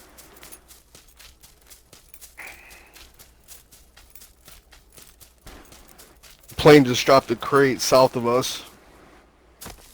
How far? Does anybody need any 9mm? Oh, way too far. Pretty far. There's a UMP yeah. right here, Joe. Is there? Sick. Yeah, right here where I'm standing right now. I need 5.56 and 45 ammo. I got plenty here. Oh, I just dropped 45 in the Appreciate last it. building, I need a actually. level Shit. 2 backpack.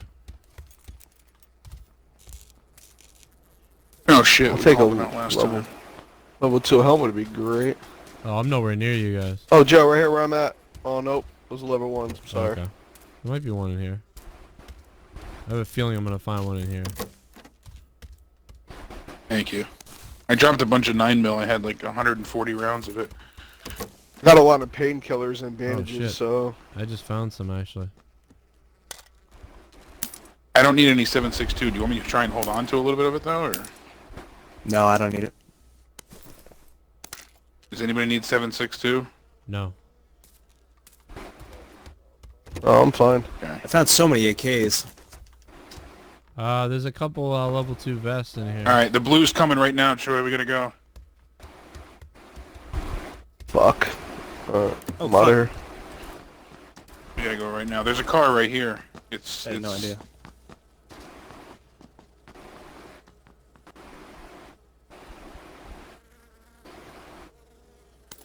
Meet you guys in the circle. I'll let you drive. Oh, here's an ump again.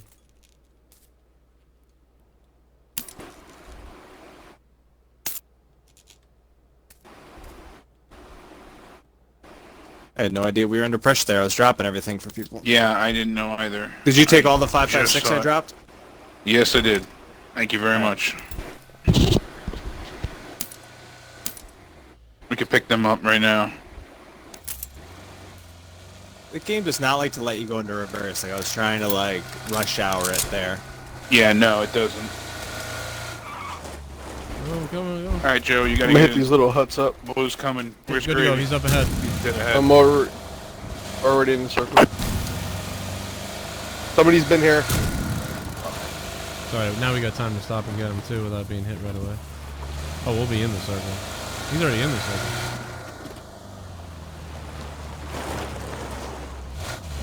Yeah, Whoa, stuff whoa, this whoa. place is hit, but Alright, we're good. Those have been hit already.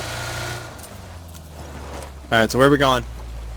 We could go. The plane came down the middle, we right? can go. Plane went down the middle, or? I guess we'll just Directly wait a down the second. middle. Yeah, you're right. Yeah, find out where the next. Oh, there you go. Here we go. We can go down here. Oh, do we I say wanna- right here, Troy. Go South? past Pachinki. Yeah. I like. Yeah, right over there. You guys Yeah, are. like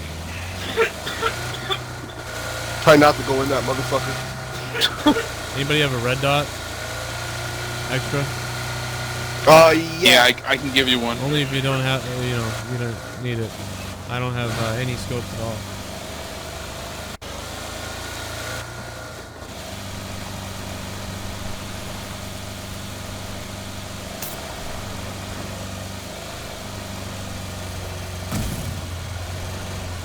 If I drop it right now, would it drop in the car or no?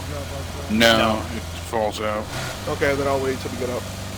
I got one for him all set. No, I'll You give should him be my- able to like pass. Yeah.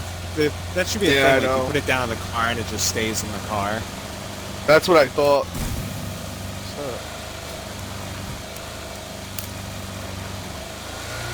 Oh, shit. Troy's famous driving. Oh shit. These bumps are weird. Uh-oh, get out of here. Like I'm not doing that already. Yeah, that's why you fly through the jingle. No, I'm like, try to like, Oh, like try to really? I dodge thought it. I was Quick. just gonna hit the brakes so we could do some sightseeing. To the left, we have the shack.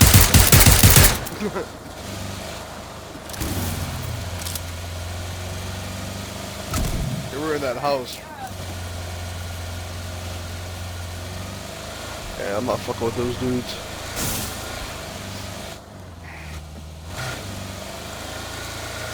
I love those houses. I got like right 5 painkillers, so. Yeah, dude, I've got 2 and 2. Energy and pain and first aid. Yeah, I gotta find more 45 ammo. I got 40. Oh, fuck, I dropped it. And nobody Go ahead. needed it until I found a vector. I No, he dropped it dropped earlier. his. I'll doubt you'll find any, Jake. I mean, possibility. Guys, we're heading over to Twitch. Usually that's around. That's pretty hot commodity. All right, there is a vehicle to our left. We're almost out of gas. Oh shit! This guy's dead light. Got shot. All right, that vehicle to our left.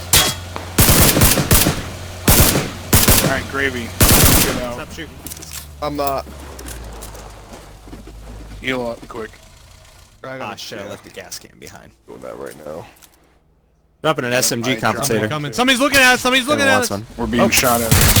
Go, go, go, go, go.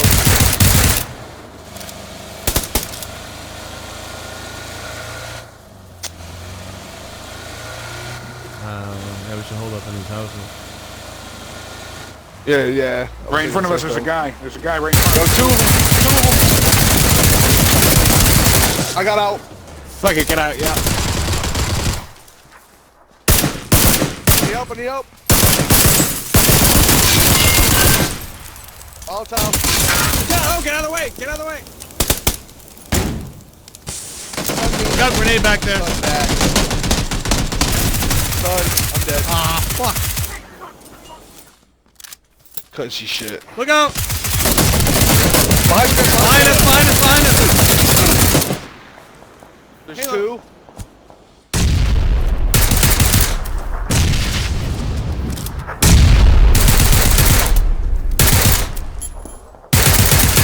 Knock one. Come on, coming over.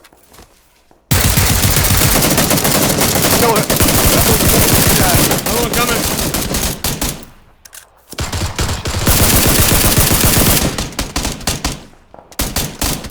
Joe, I got your backside. You're All right. good. Worry about the guy in front of you. Jake, I need a revive. Now. Got one. One's running away. I was on you. Got the other one. I got the other one. We get them all? Can't believe we didn't fucking pick Troy up. Yeah, they're down. God Fuck. damn it. That did suck. I'm so hurt right now, yo. Gravy, are you okay? You Is have he health? picking you up? No. You good? Yeah, I'm up. You have health stuff. Yeah, I got bandages. That's about it. Here, there's a first aid kit on this guy's body. Alright. I already got one. This guy had a fucking level 3 helmet. Fuck, man. Sucks we couldn't get fucking Troy up. Yeah, that sucked. Let's time Yeah, to no pick kidding. up a car.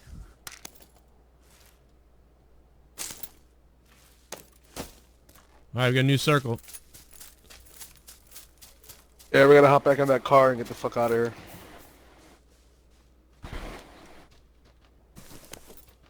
Ton of ammo. Fuck. 4 scope over here. I got an extra 4 scope. Oh, I for got you, it Joe. already then. I'll put it on my gun. Or Gravy. One of you two. I'm good. Anybody need health?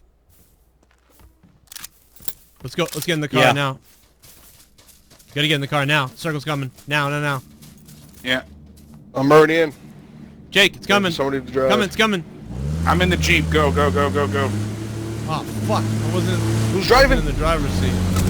Go. So we're gonna be out of gas in a minute, so don't fall in the ditch. Follow me really quick. We can get in one vehicle.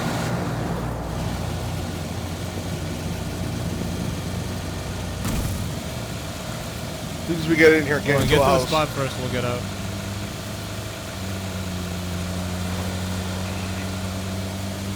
Where do we want to go? Up in the woods? I'm not getting out in the middle of a field. Let's get up in the woods up here.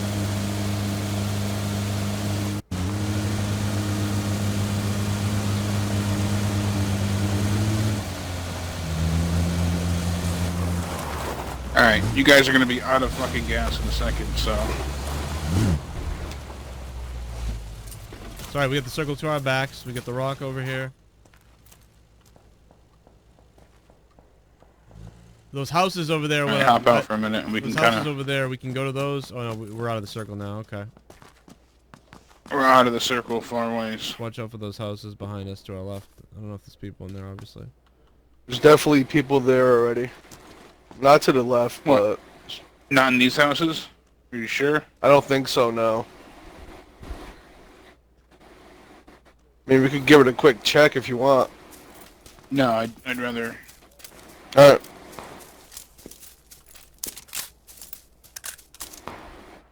Fuck, I mean, it's all just open except for the bottom. Hey, you know what? If anybody wants to fucking get in the car, I mean, we could have 2 of us go in the cars. But that's up to you guys. And I'll run down there if you guys want to get in the car. But that's up to you. If you all want to go, we'll all go. That's fine, too. The car barely got gas, though. That's the problem. How much gas does the car Jeep have? might be alright, but... Well, I got the Jeep here. The Jeep's full tank. Alright, they're popping shots off by those houses to our left. They're not at the houses, but they're popping from there. Yeah, I'm gonna go run down. Oh, there's a care package over there. That's why. They're all fighting over the care package. Maybe. Okay, let's go with him, Jake. I don't know. Alright, we're gonna go on foot. Okay. Oh, right in front of me, Oh, in the field, running out. There's 2 of them, 175, I see him. 180. They're laying down in the bushes. I'm gonna pop one.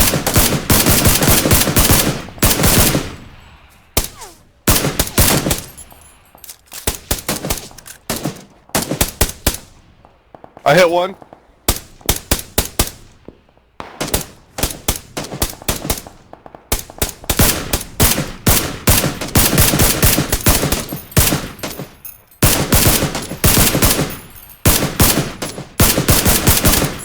Alright, save your ammo now, unless you got an 8 scope. Alright. What am I doing? I'm just silhouetting. Run. That's all I'm doing. Get in the goddamn Get in the Jeep, guys. Or Go ahead. run. Or get in the Jeep, or run. Either way. Jeep's behind us. I'm already with Alright. you. I'm already with that's Joe, you, unless Jake. wanna go No, grab that's Jake. you, Jake. Jeep's you, Jake. Should've ran for it, Jake. Down. Yeah, I know. Why am I not driving? Whole day. Just You're gonna die because you couldn't figure Now out how to drive. drive near us. We got a guy on us. We got a guy on us. I'm trying Where to at, heal. Joe? You didn't Whatever, stop the fuck it. Jeep. It was rolling 1 mile an hour. So Was it? Oh my still? god. Motherfucker. Oh. That was stab they've ever. Why didn't my grenade get... was Was I bad. out of grenades? What the hell happened to my grenade? I'm down, by the way, Gravy. I'm over here, but be careful. He's... Kill him first, though. Fuck him. Kill him. Fuck me. I'll be alright for a second. Ooh. Oh, he's running. He ain't even looking. Oh, you're getting shot by Nah, the get other Halo. guy. Don't shoot at anybody. Do something. Don't shoot at Halo. You're just attracting attention. You're not gonna be able to Halo attracting attention to yourself. I don't know. That's why I wanted to get him up to begin with. Can't revive him There's like a guy that. looking at him. Yeah. Of course you Go can. ahead if you want, but... Just Come on, tap get it, him don't up, hold you it. idiot. There's a guy looking at you from beyond the tree. Oh! I knew it. Right in the head. I knew that was Yep, coming. you got headshot. I thought Jake was still alive. No, I was up on the hill dying like an asshole. Wow. I thought you were getting you had the Jeep. I got in the Jeep to run, and then I wasn't in the driver's seat when I got in. Even though I was standing at the driver's side door, it just didn't put me in And the you driver's forgot seat. that holding A puts you in the driver's seat. Yeah. I'm so used to Fortnite, like building around people. So And then you can't forgot get you have to fucking stop the shot. Jeep before you can use the first aid kit. And then your guy was just on the ground like... Having a stroke. I died because I thought I had grenades, and when I ran in the circle and I saw the people on the left, I was trying to chuck a grenade at them. Then nothing was happening. I kept trying, and then I got shot. And I realized I used up all my grenades in that fucking battle at the houses. I don't know why you can't lay down and revive somebody, because I never would have got shot there. Yeah, it's probably why. Like, they make it, so somewhat challenging or whatever.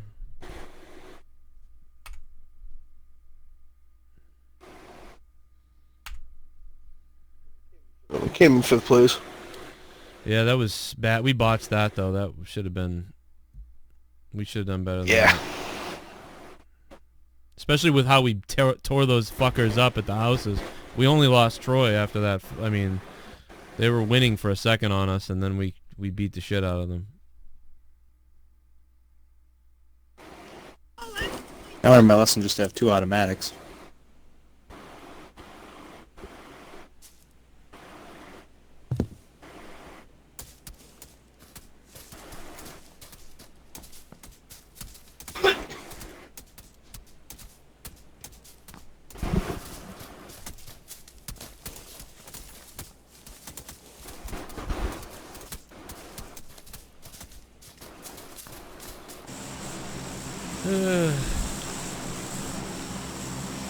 All right, YouTube. We'll see you later, guys. Get over to Twitch. Get over to Twitch. Okay, let's pop early. Go hospital.